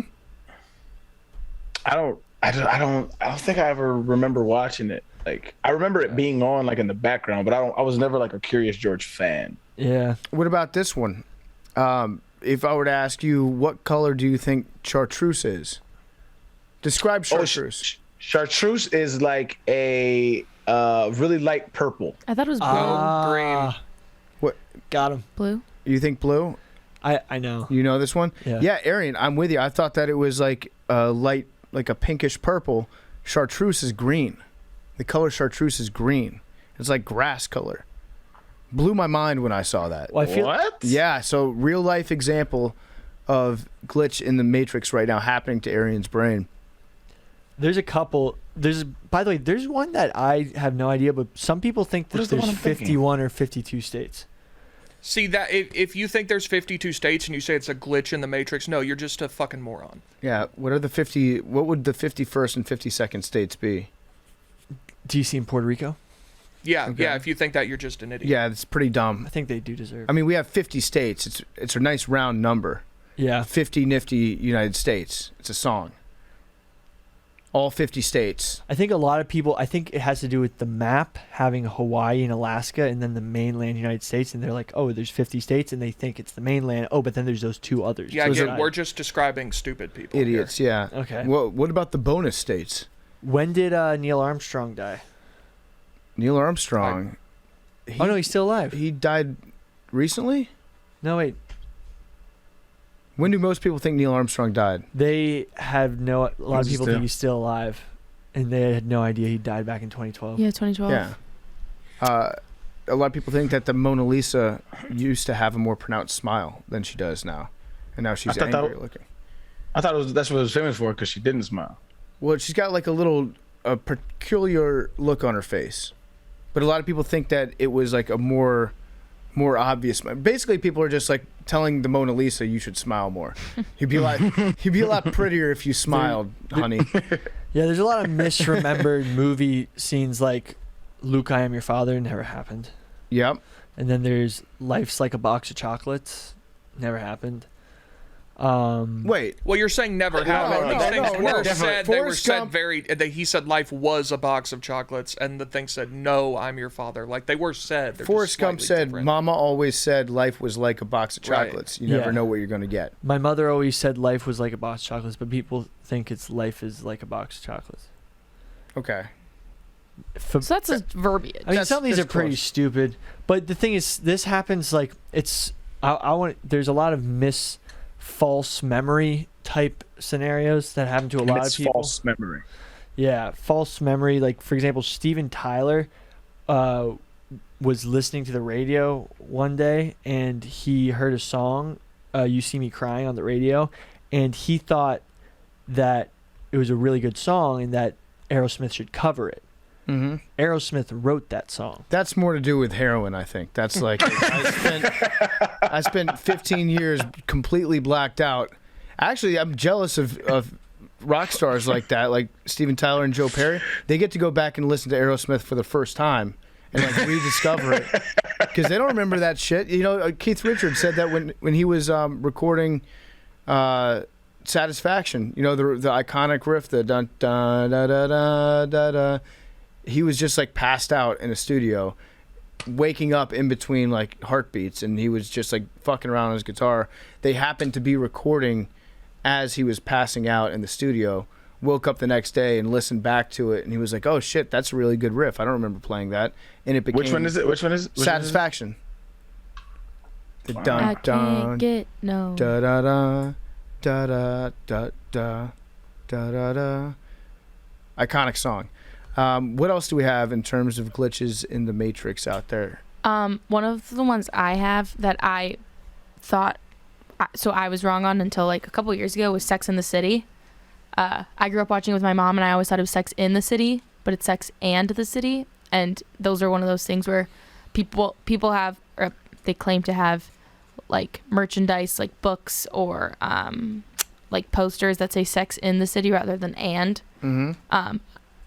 Being a person that has a more developed brain now than I did when I watched it with my mom when I was like 9, I think it's one of those, you know, those phrases that sometimes you kind of just blend all the words together, like it's like Sex and the City, like you don't really enunciate everything. Mm-hmm. Sex in the City. Yeah, it's almost like sex apostrophe Like- in apostrophe. yeah. So I think that's just one of those things where people just didn't enunciate their words properly. And if you're from Ohio or Pittsburgh or maybe some parts of West Virginia, Giant, our like grocery chain is called Giant Eagle, like large eagle, and everyone that I know calls it Giant Eagle, like I don't even know how you spell that. Giant Eagle? Giant Eagle. Like I'll say like Giant Eagle. Yeah, that's definitely the Pittsburgh accent right there. But I'm not from Pittsburgh. But yeah, thank God. I think that I also think when whatever word it is that comes after the word sex, people are just going to always overlook that. Yeah. Because like sex is an attention hog. Yeah.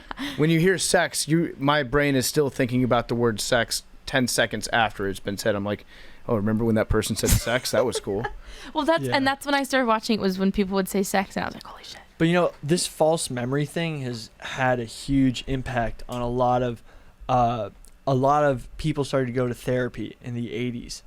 And there was always this idea that any sort of problems that people like had, psychological issues, it had to do with a lot of past trauma. Mm-hmm. So what a lot of these, psychiatrists who, it was an early age psychology thing, like there was a lot more people going to psychologists, a lot more people were getting degrees in psychology, but they were trying to find the trauma because they thought if they could find the trauma, that's how they could sort of help the person move on from it and fix it. And a lot of people were just, who knows why they're going to psych. But what happened was a lot of people started to admitting to traumas that never happened to them.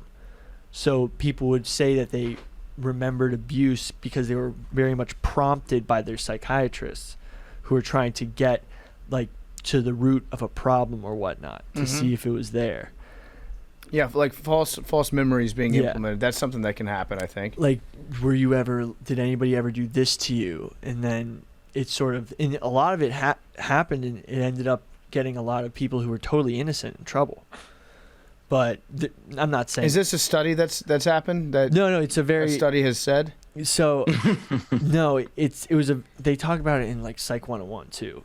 But okay. I believe everybody, but like, there was examples that in hypnotherapy, like therapists would like get. It's happened. There was one example that I'm trying to remember exactly where it was being done, but there was a class of kids, like very young kids, and the person that was assigned to like dig into an allegation of abuse that started because of like there was one girl that like had some previous issues that was not doing well psychologically, that was like, I think she was like smearing her poop on the wall or something like that, and they interviewed one of the teachers there, and then they interviewed all the kids in the class, and then using what one of the kids in the class, the girl that had the psychological issues, they made some of the other students like agree that other things happened in the classroom, and none of the stuff actually happened. So I think that there are some circumstances like that. They're probably few and far between, but I have heard of something. I'm struggling to remember exactly Ramona versus Isabella. 2 therapists wrongly prompted a recall that their patient, Holly Ramona, had been sexually abused by her father. It was suggested that the therapist, Isabella, had implanted the memory in Ramona after use of the hypnotic drug sodium amytal. After nearly a unanimous decision, Isabella had been declared negligent towards Holly Ramona. So the false memory symptom. So, like, for example, this happens to a lot of young kids when their parents tell them a story so many times. And it actually happened to me. So, like, my mother always tells a story that during 9/11, I was, like, at, like, church preschool. And she was taking me home. And I actually lived in New York City at the time of 9/11, and she would talk about there's people walking up the avenues who had dust on their shoulders, and I was asking what everyone was marching the street for, and she said it was an early Halloween parade. I don't actually remember. For some reason, I think I remember that story, but I probably definitely don't because I was 2.5 years old. But my mom's told me that story so many times, I almost have like a remembrance, like an image in my head of what happened. Yeah, you've like created it. Yeah. It's not memory. You've created what you think you're like. Right. It's like putting yourself in a situation. Yeah. I'm trying to look this up. I think it was actually kind of an example of mass hysteria. The one circumstance I'm thinking of. Oh, are you thinking about the one we talked about in Spain where they saw the Mary come down? No, this is a different one. But I think all those could. Like there's definitely similarities in all of them. I thought this was interesting though. I was doing some deep research on the dark web, strolled over to Reddit to find more about some glitches in the Matrix, and this person has a great idea. a way to check for yourself. If you want to do your own research and find out whether or not you live in a simulation, they say all you need to do is go to a supermarket, put several dozen items in the cart, and then put them all back, but on different shelves. Apparently, this caused some errors in the scripts responsible for simulating the supermarket, and various glitches will become obvious. People around you will start acting weird. So, a couple things here. Number one, if you do this at a grocery store and someone around you starts acting weird, it's probably because, one, they work at the grocery store and they're like, what the fuck are you doing making my life so difficult and putting ketchup in the milk aisle? Two, there's probably some people around you being like, this weirdo right now is just destroying the grocery store. Why are you doing this? So I think that probably explains what they're saying the glitches come from. But they say that spatial distortions start to appear, color changes will become visible, and then people are like, has anyone ever tried anything like this? And then everyone's like, no, you psycho, this is not. I love that they're actually trying to figure out ways to like fuck with the programmers. Really, all you need to do is walk around with some giant magnets, right? I feel like magnets fuck everything up.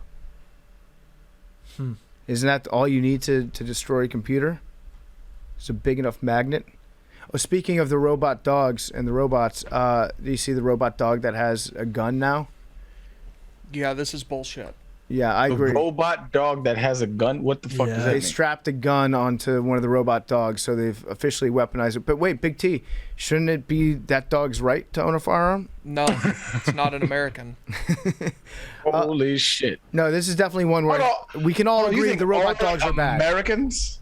No.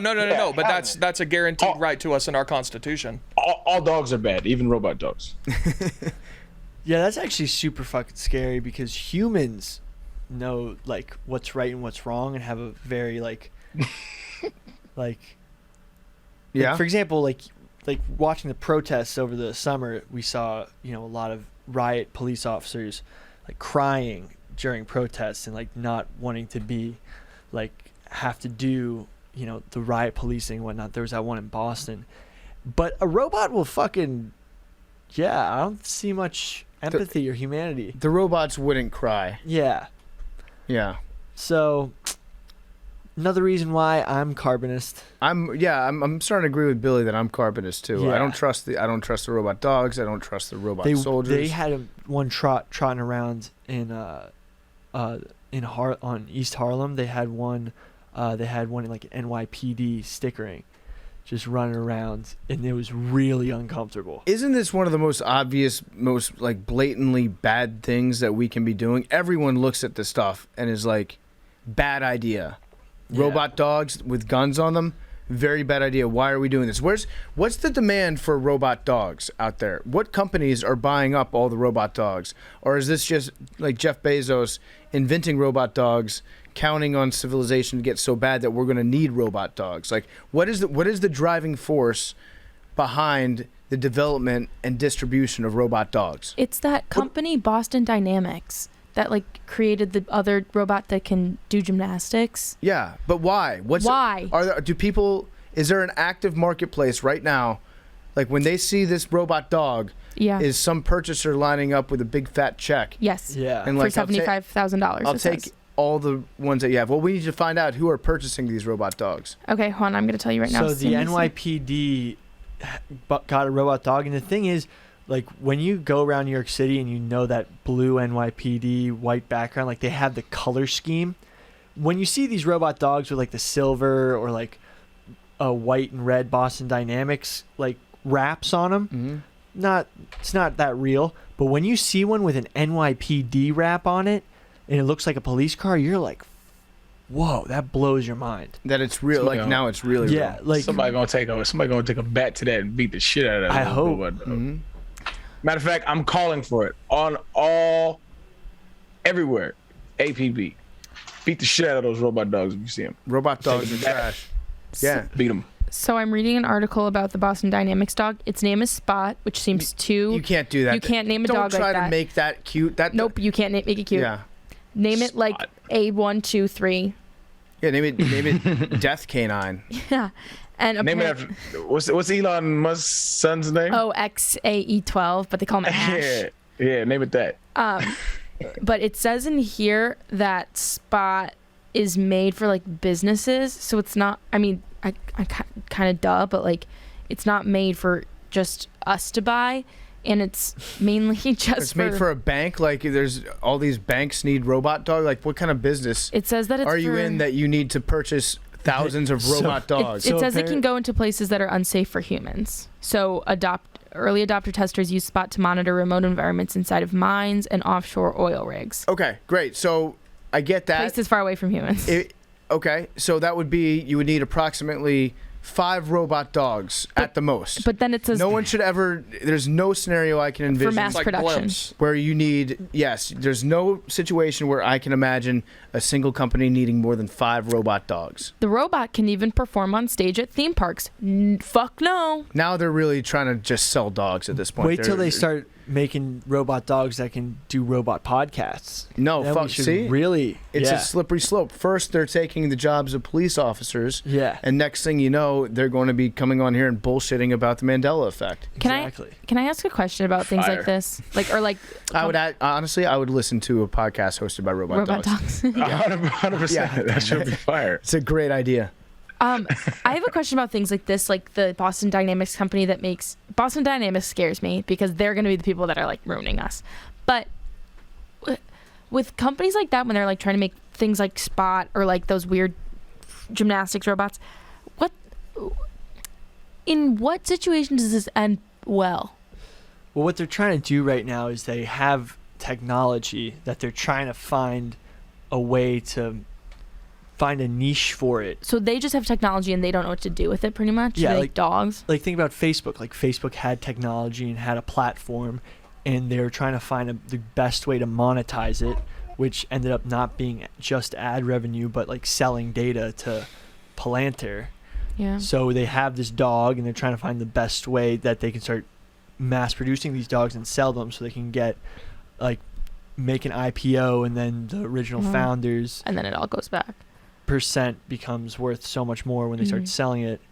So then they're trying to find if it's going to be good in surveillance, is it going to be good in mines? But my thing is that if Series A.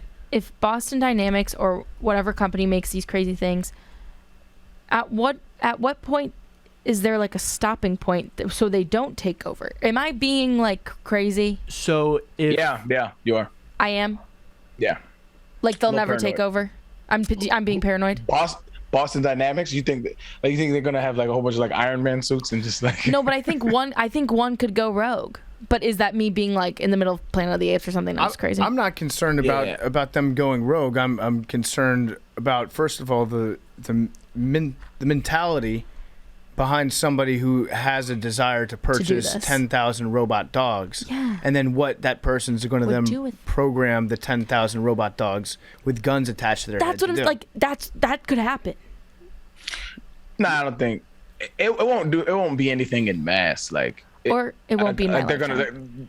I don't think they're gonna like line up 100 robot dogs and send them to a community like that. Ain't no shit like that gonna happen. I don't know. I don't know. These people scare me. I predict that at some point in my lifetime, I'm going to see robot dogs go to do some sort of urban warfare exercise in a populated area. I am convinced of it. It's going to happen. I mean, drones. Listen, you don't buy robot dogs to never use them. Imagine the questions you're going to have to answer to your shareholders. Let's just say you spend like $40 million on an army of robot dogs. After about like 5 or 6 years, people are going to start having questions like, hey, why did we make that huge investment in these robot dogs if we're never going to use them? So it is. It's not a publicly traded company, but it does have serious, I think, first round funding, which is called Series A from Alphabet, which is Google, SoftBank Group, and Hyundai Motor Group. So those are both people who have lobbying firms. So if politicians were to stop it, they probably would get paid off, and we're going to be under the robots. Alphabet is definitely a big investor in it. They run Google. So also the company that has probably more information about you than any other company in the world also has an unlimited supply of robot dogs with guns. Yeah. So when you put it that Still way, private. this podcast is going to get shadow banned. Wait, Alphabet's a private company? No, Alphabet's not. Boston Dynamics. Oh. I was like, I don't think that's right. Alphabet runs Google and everything else. Big T, you've been kind of silent on this. What do you want me to say? Like, this is... I'm anti-robot dog, but like if you think they're gonna take over or something, like that's dumb. People are like, "Oh, I'm gonna be like," when we talked about the artificial intelligence. You're pro Jeff Bezos. I'm not. I don't see any reason to be pro or anti Jeff Bezos. When Billy was like, "Oh, I'm gonna be nice to the machine so that when they take over," no, like shut the fuck up. Like they're not gonna take over. It's moronic. Eventually they will. They will not. So I mean, another big purchaser of these robot dogs is obviously military. Yeah, military they can get suppliers. defense. Are they really? Yeah. So that, I mean, you would rather fight a war using your robot dogs than you would fight a war using your flesh and bone people. I just Avatar. But again, why Pandora? No one thinks that this is a good idea. No one. Probably the guy that runs the company. This is evil genius. This is like evil mad scientist stuff that is probably crazier than some of the stuff that have been in superhero movies. None of those idiots were ever like, "Hey, I'm gonna sell just like straight up death to people." Like this, I don't know why we as a society are allowing these robot dogs to exist. I see no upside to them, aside from the fact of like maybe one can go in and check out to see if the core of a nuclear reactor is safe or not. I can see limited use. I can see sending it into a coal mine, monitor the air, that sort of thing. I cannot understand why we're allowing these things to be mass produced. We've gotten soft as a society. We should stand up. We should stand up to these robot dogs. All right. Anybody else have any simulation glitches? Anyone? Going once? Nope. Okay. So you want to get to voicemails? Yep. Let's do some voicemails. And also, don't go to a grocery store and take stuff off the shelves and put them back on different parts. That's just mean. That's just going to make somebody. Especially with the holiday season coming up. I have a bunch of ones that people don't like. For example, double stuff Oreo. The stuff only has one F. Yep. Fruit Loops. It's not spelled like fruit. It's spelled F-O-O-T. F-R-O-O-T. Oscar Mayer with M-A, not Oscar Mayer. Febreze has one E between the R and the Z, not two. That's just dumb. Yeah, that's just like... Yeah. It's why would they do that? Looney Tunes, T-O-O-N-S, not Looney Tunes, like tunes music. It was spelled T-U-N-E-S, right? Correct. Yeah. Yeah. And people think that it's tunes because of cartoons. Yes. Got it. Yeah, people are That's dumb. also dumb. That's also dumb. Wait. I agree, Arian. Like Febreze should have been spelled like breeze. Not Febreze. Yeah. That's just people Doesn't trying to make improve sense. the product. Yeah. Oh, Doing too much. the Monopoly man doesn't have a monocle. Okay, that one tripped me up a little bit. I think people... Okay, because that tripped me up too. The Peanuts. Yeah, Mr. Peanut. Yeah. Yeah. I was like, I don't remember the Monopoly guy. He's just the dude that goes like that, right? I don't remember him having a monocle. Yeah, but people think because the Peanut from... Mr. Peanut from the Peanuts brand also has a monocle and is dressed like in a suit.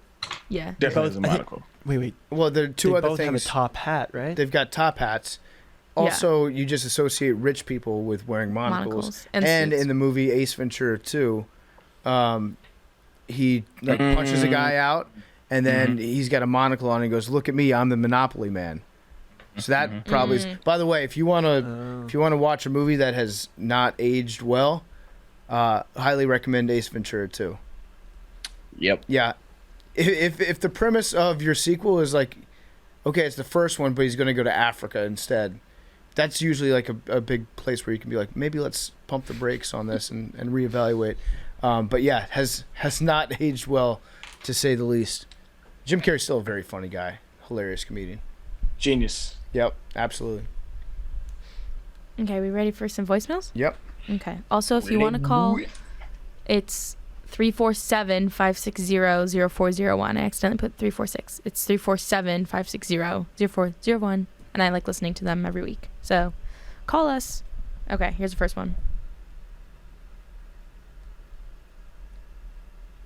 Hey guys, it's Mike from Arizona. I called in last week. I wanted to apologize to Big T for assuming he would want to fight Obama. I love you, Big T, despite all the hate that you get. But I love you. Anyways, question, similar situation this week. All 46 presidents are fighting while they were in term. So, their current age or whatever age there was when they were serving. Royal Rumble style. They all have to fight. There's only one winner. Who wins and why? Love you guys. Goodbye. Ford. Okay. Oh no, wait. The second Ford. I think there was only one Ford. Ford 2? Wait. Am I going crazy? The second Ford? I didn't know there were two Fords. No, Ford. Yeah. Which one? I have a question. I have a question. Gerald Ford. Did you think Ford Jr.? Yes. Okay. No, I did not think that that Henry Ford was a president. I think you might have thought that because I didn't No. even ask the question and you knew what it was. So I think you did, in fact, think that. I do not think. Yeah, no, totally not. Sometimes totally not, the question says more than the answer. No, Yeah. Gerald Ford would definitely fuck everybody up. Gerald Ford was a football player at Navy, right? Michigan. Michigan, that's right. Who am I thinking? Somebody else played football at Navy. Jimmy Carter. Jimmy Carter played football at Navy. He was a defensive end. Are they in their primes or are they?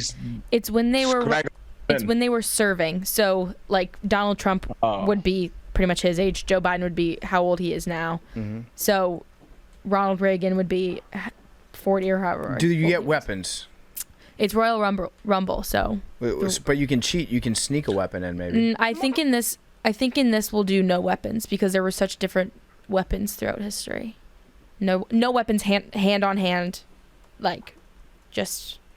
How old was Gerald? Gerald? We'll go JFK. I'm gonna go JFK. I'm gonna go JFK here. Really? With the STDs and everything. He was a cripple. He had a bad back. Is that a hard C? Oh, he did. Is that like a bad? Yeah, it's not politically correct, man. Fuck. Jesus. Just Holy bleep- shit, Billy. Just bleep. No, don't fuck that. Don't bleep it. No. He had a bad back. Washington was still like in fighting shape by Hashtag the time cancel he was Billy. in office, right? Yeah, Washington was. I'm going to go with Abe Lincoln. Abe Lincoln. Tall guy, got a lot of reach. Abe Gotta Lincoln reach. before the last 2 days of his life, I would take Abe Lincoln. So he was the tallest president, I think, but we're graded on a curve here. 6'5" or something. Actually, like that? I'm such an idiot. There's so many stories of Lincoln just being a freak athlete. Yeah, and he was a Really? good wrestler. Yeah, he used to wrestle sailors. There was an instance where he took a Oh, all right. where he grabbed an axe. I think you're thinking about Benjamin Harrison. No, He he used grabbed to an axe wrestle and was sailors. able to like do something that no one else could. He like went to visit a bunch of lumberjacks and he like did this strength trick that none of them could do. I think you're talking about Paul Bunyan. You might be mistaking Lincoln for Paul Bunyan.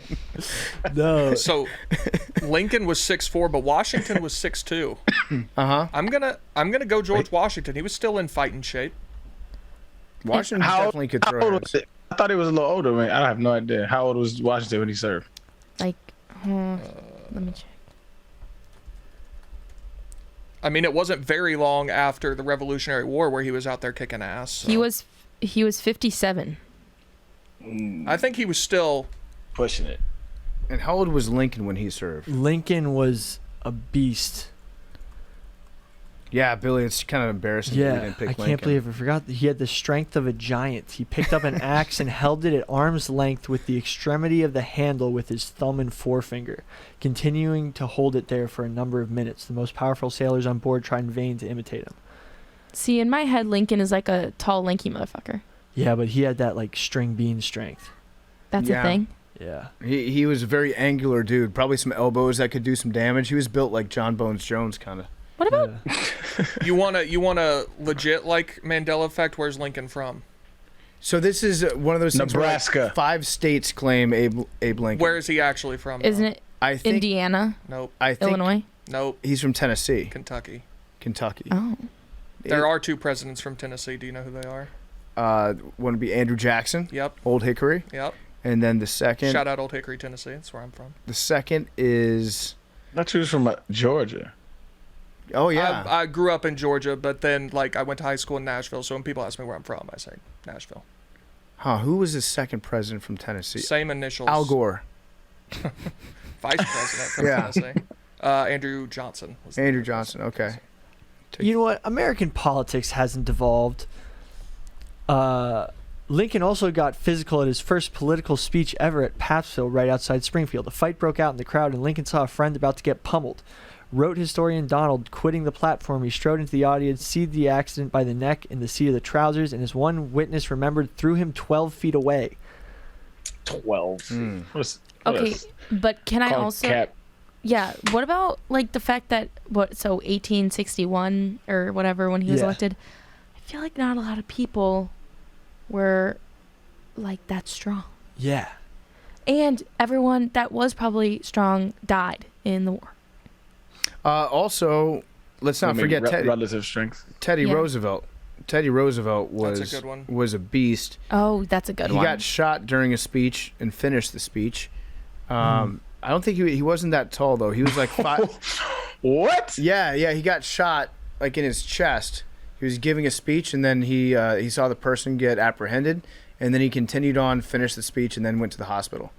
That's I don't know what he was talking about in his speech, but that's grounds for one of the greatest speeches of all time. Yeah, for sure. I think it's got to be right up there, right? Like what? I don't Teddy think I've ever Roosevelt seen anybody was an talk through it. absolute beast, but I don't think he would win all in all. Gerald Ford was such a terrible fucking pick. Damn it. But he's still a big dude. You respect Mass, I think don't he's you? like the most modern, like someone that we could actually, have comparisons of his story. Yeah, because he was like Comparable. What were his stats like at Michigan? Can you look that up for me, Billy? He was a center. Yeah. So can you look up sacks given, false starts, bad snaps? I don't think sacks were a stat then. That's true. Isn't that convenient? What if he just stunk? What if like he was just known as being? Well, no, I think he was a captain of the team, so probably. I heard he was like Probably wasn't. he's that only bad. 6 foot, but How many pressures has he allowed? That's what I need to know. Lyndon B. Johnson was a pretty huge dude, but I think he was kind of soft. Yeah, I think he moved slow. Yeah. He was a guy that never had to move fast for anything. Yeah. Because he could always get what he wanted. So I don't think he's a scrapper. I think Abe Lincoln is definitely the number one choice. Abe Lincoln, and then FDR. Low man wins. Abe would seem like he would be a really good tight end. Yeah, great type matchup nightmare. I think he's built like Jimmy Graham. I think he could make more money as a D end. Yeah. I think he'd be better. He probably just had really good reach. I think he could get that DN money. Yeah, he could get that inside arm. Looking down throughout the list here, yeah, I could honestly beat the shit out of most of these guys. James Madison, I saw the statue again when I was on campus. James Madison, on campus at JMU, they have a life-size statue of James Madison. And let me tell you, when I say that it is the least impressive statue that I've ever seen in my life, a 5'4" statue, it looks like it might as well be like 3'10", because you're used to statues being like 10 feet tall, like at least twice as big as the actual person.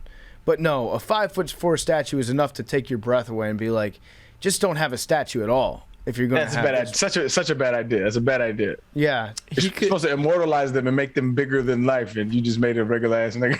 Yeah. That statue's never getting taken down. James Madison would probably be like, please tear down my statue. Rey Mysterio vibes in the ring, though. Yeah. Booyaka, booyaka. He's a scrapper. You guys know who Rey Mysterio is? Is he like a wrestler? Yeah. 619ing people on the ropes. All right, what do we have next? Okay, here. Bill Clinton was kind of a big dude too. Do you think William Howard Taft would have any, because of just his pure size? I don't think he's got the quickness. If he just sat in the middle of the ring. Yeah. Did he die in a bathtub? Who died in a bathtub? He got stuck in a bathtub. He didn't die in it. Mm-hmm. Oh, okay. That would have been very funny if he died in the bathtub. If he got stuck in a bathtub and drowned because he was too fat to turn the water off. McKinley got shot in Buffalo. Mm-hmm. Fun he fact. was also fat. He was also. Elvis died on the toilet. That's pretty cool. Yeah. Yeah. Okay, here's the next voicemail. Hey, Macrodosing crew, this is Jose out of Portland, Oregon. Some of the best tap water, according to Arian. But my Facts. big question here is, what invention do you guys think is the best? My answer is an elevator, because just imagine having to pick up furniture upstairs. I don't know. Yeah, let me know what you guys think. As always, stay handsome, and Maddie, stay beautiful. Thank you. So if you didn't hear it, it kind of cut out. What do you think is the best? I was gorgeous. I know. Yeah. Arian, I cannot tell you how many voicemails I got this week that said that you were gorgeous, that you and I were gorgeous. Just make a highlight reel of all of them, just audio highlight. I want to hear them gorgeous 30 times. Okay. So what is the best invention of all time? I have this easy locked in answer. GPS. Done. GPS is pretty solid. I am the worst directionality person. GPS is the best thing ever. It's air conditioning. Oh. Yeah. Good choice. It's absolutely air conditioning. My AC stays on full blast 24/7, 365 days a year. That's a good choice. What about instant acting nasal spray? It's great. There's no medicine out there that delivers as much as it promises as instant acting nasal spray. But you don't need it all that often. No, but when you do, when you're it's like totally euphoria. stopped up, and it's like a 5-second deal where you're feeling great immediately. True. It's a rush. But yeah, I agree. Air conditioning is pretty good. Yeah, I mean, this is obvious. All those are great inventions. I mean, pretty much every invention is a great invention except for a fucking robot dog. I'm gonna go with cell phone. It's obvious. Cell phones have revolutionized our world. Okay. I just love GPS. Also on a cell phone. That's true. I'm going to go with the nail. Okay. Do you want to expound on that? Boo! Nah, bro. I'm interested. I'm just sort of like, I'm trying to think of like what is the greatest invention that led to other inventions. Okay, the wheel. Fire. Fuck. I think they discovered fire. I think That's it's a true. discovery. Yeah, not an invention. Electricity is a discovery. Yeah. I think a wheel is an invention, or is a wheel a discovery? Well, about that, isn't man. everything Electricity? a discovery? I was going to say the pulley. We discovered electricity, but in order to harness it in a way that we create can something. manipulate and control it, that's you're inventing. You're inventing The wedge. You're the simple machines. You're doing. Billy's simple. like, these are trash. These are trash. Billy's like inventions, calling bro. back 5th grade science class. I'm just like thinking like Water was a good invention. no, but maybe the first potable First cup. the first cup. Cups were cool. Actually, cups are pretty sick. Yeah. I agree with that. I think the complexity of an airplane is like the craziest thing I've just when you're in the air, you realize how crazy it is. I Like, that you're get just too flying. introspective on planes. I can't think about it for too long. Like how good a pilot has to be, how smart they have to be, and how they just get hundreds of people in this tube in the air, and you can travel anywhere in the world within hours. It is one of those inventions that instantly changed the world. If you look back to, was it invented in early 1910s, late 1900s? Like everything changed at that point when you could transport lots of people to faraway places almost instantly. The world changed. Yo, imagine being the first one on the plane. You know what I'm saying? Like, hell no. Like, trust me, bro. We can go from LA to New York. You're like, nah, I'm chilling. I'm gonna take this train. I actually think that I could fly a plane. I've been watching a lot of aviation videos. The autopilot does most of the work these days. All the pilots do, they just like they change their frequency to talk to different air traffic controllers. Landing is pretty important, though. Autopilots can do a lot of the landing too. Not all the time.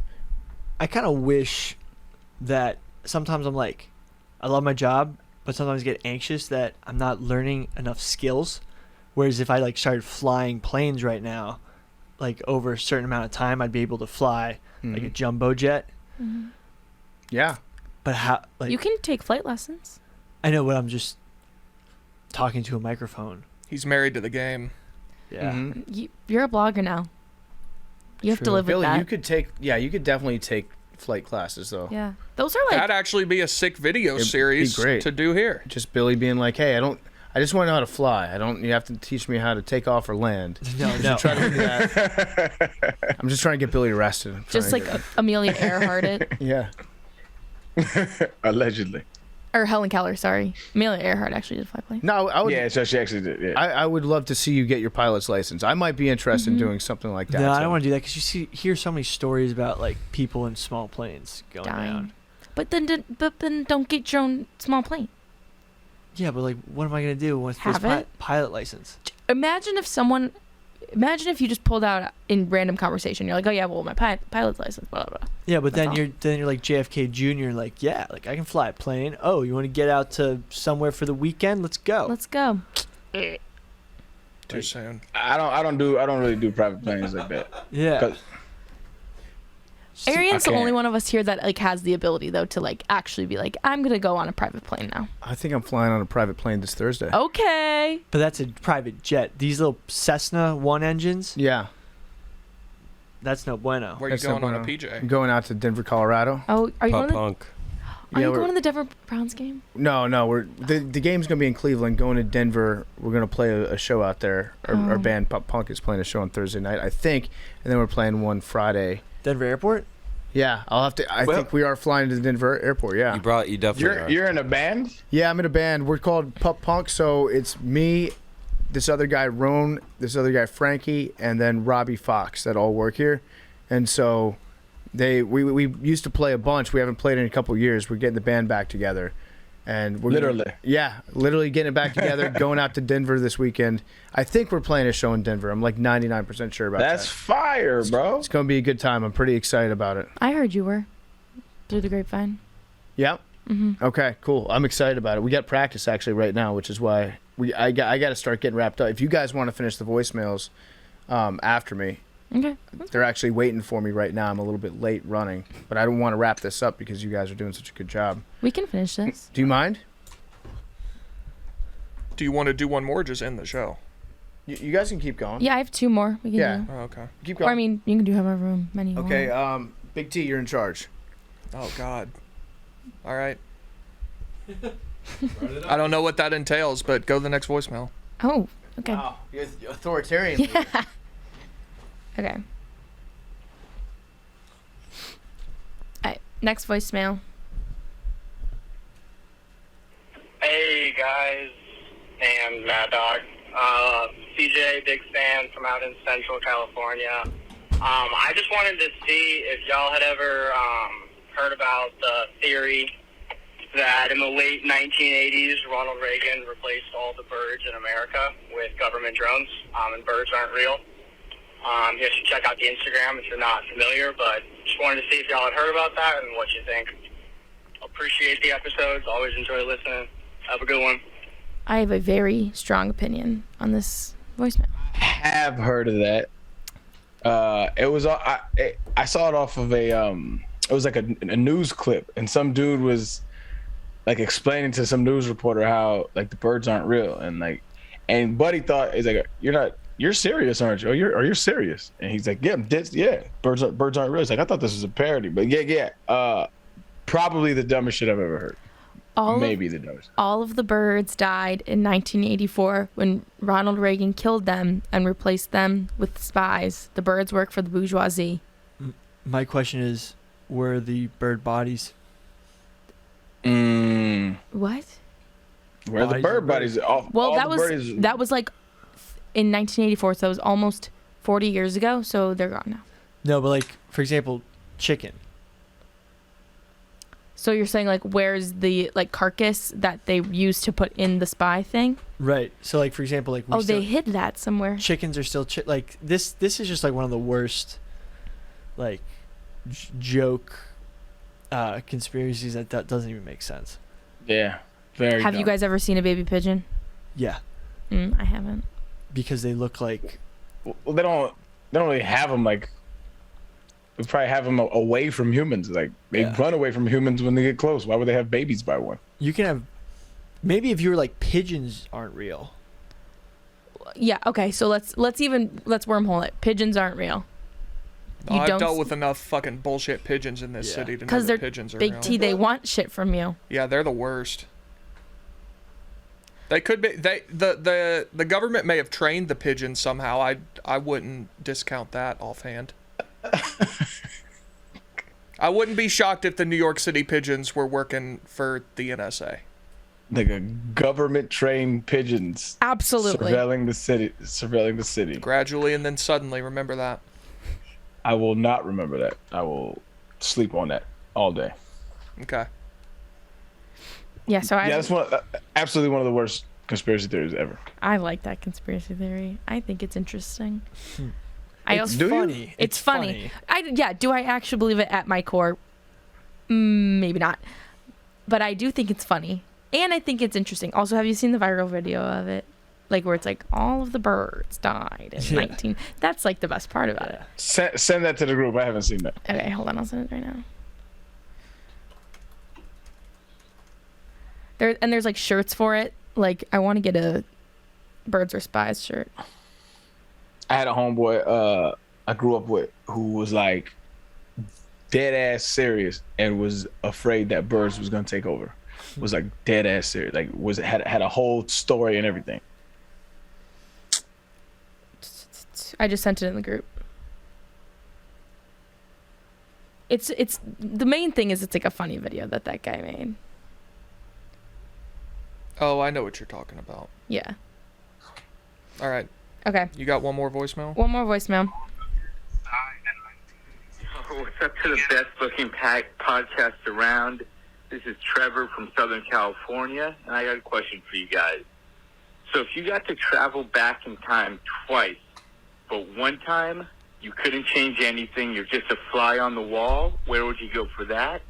And then the second time you could go back and change something. So one time, fly on the wall, you just get to witness something. What do you do in that situation? Where do you go? And second time, where you can go and change something, what are you changing? Love you guys, and hey, Big T, don't let the haters get you down. You're not that bad.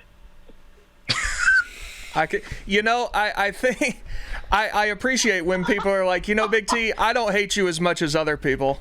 Like those other fuckers may hate you, but I don't think you're all that bad. That was probably the worst backhanded comment I've ever heard. Yeah, whatever. Fuck it. I don't give a shit.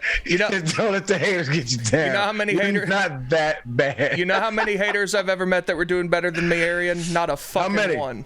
Not a one. Tell them, Big T. Connor.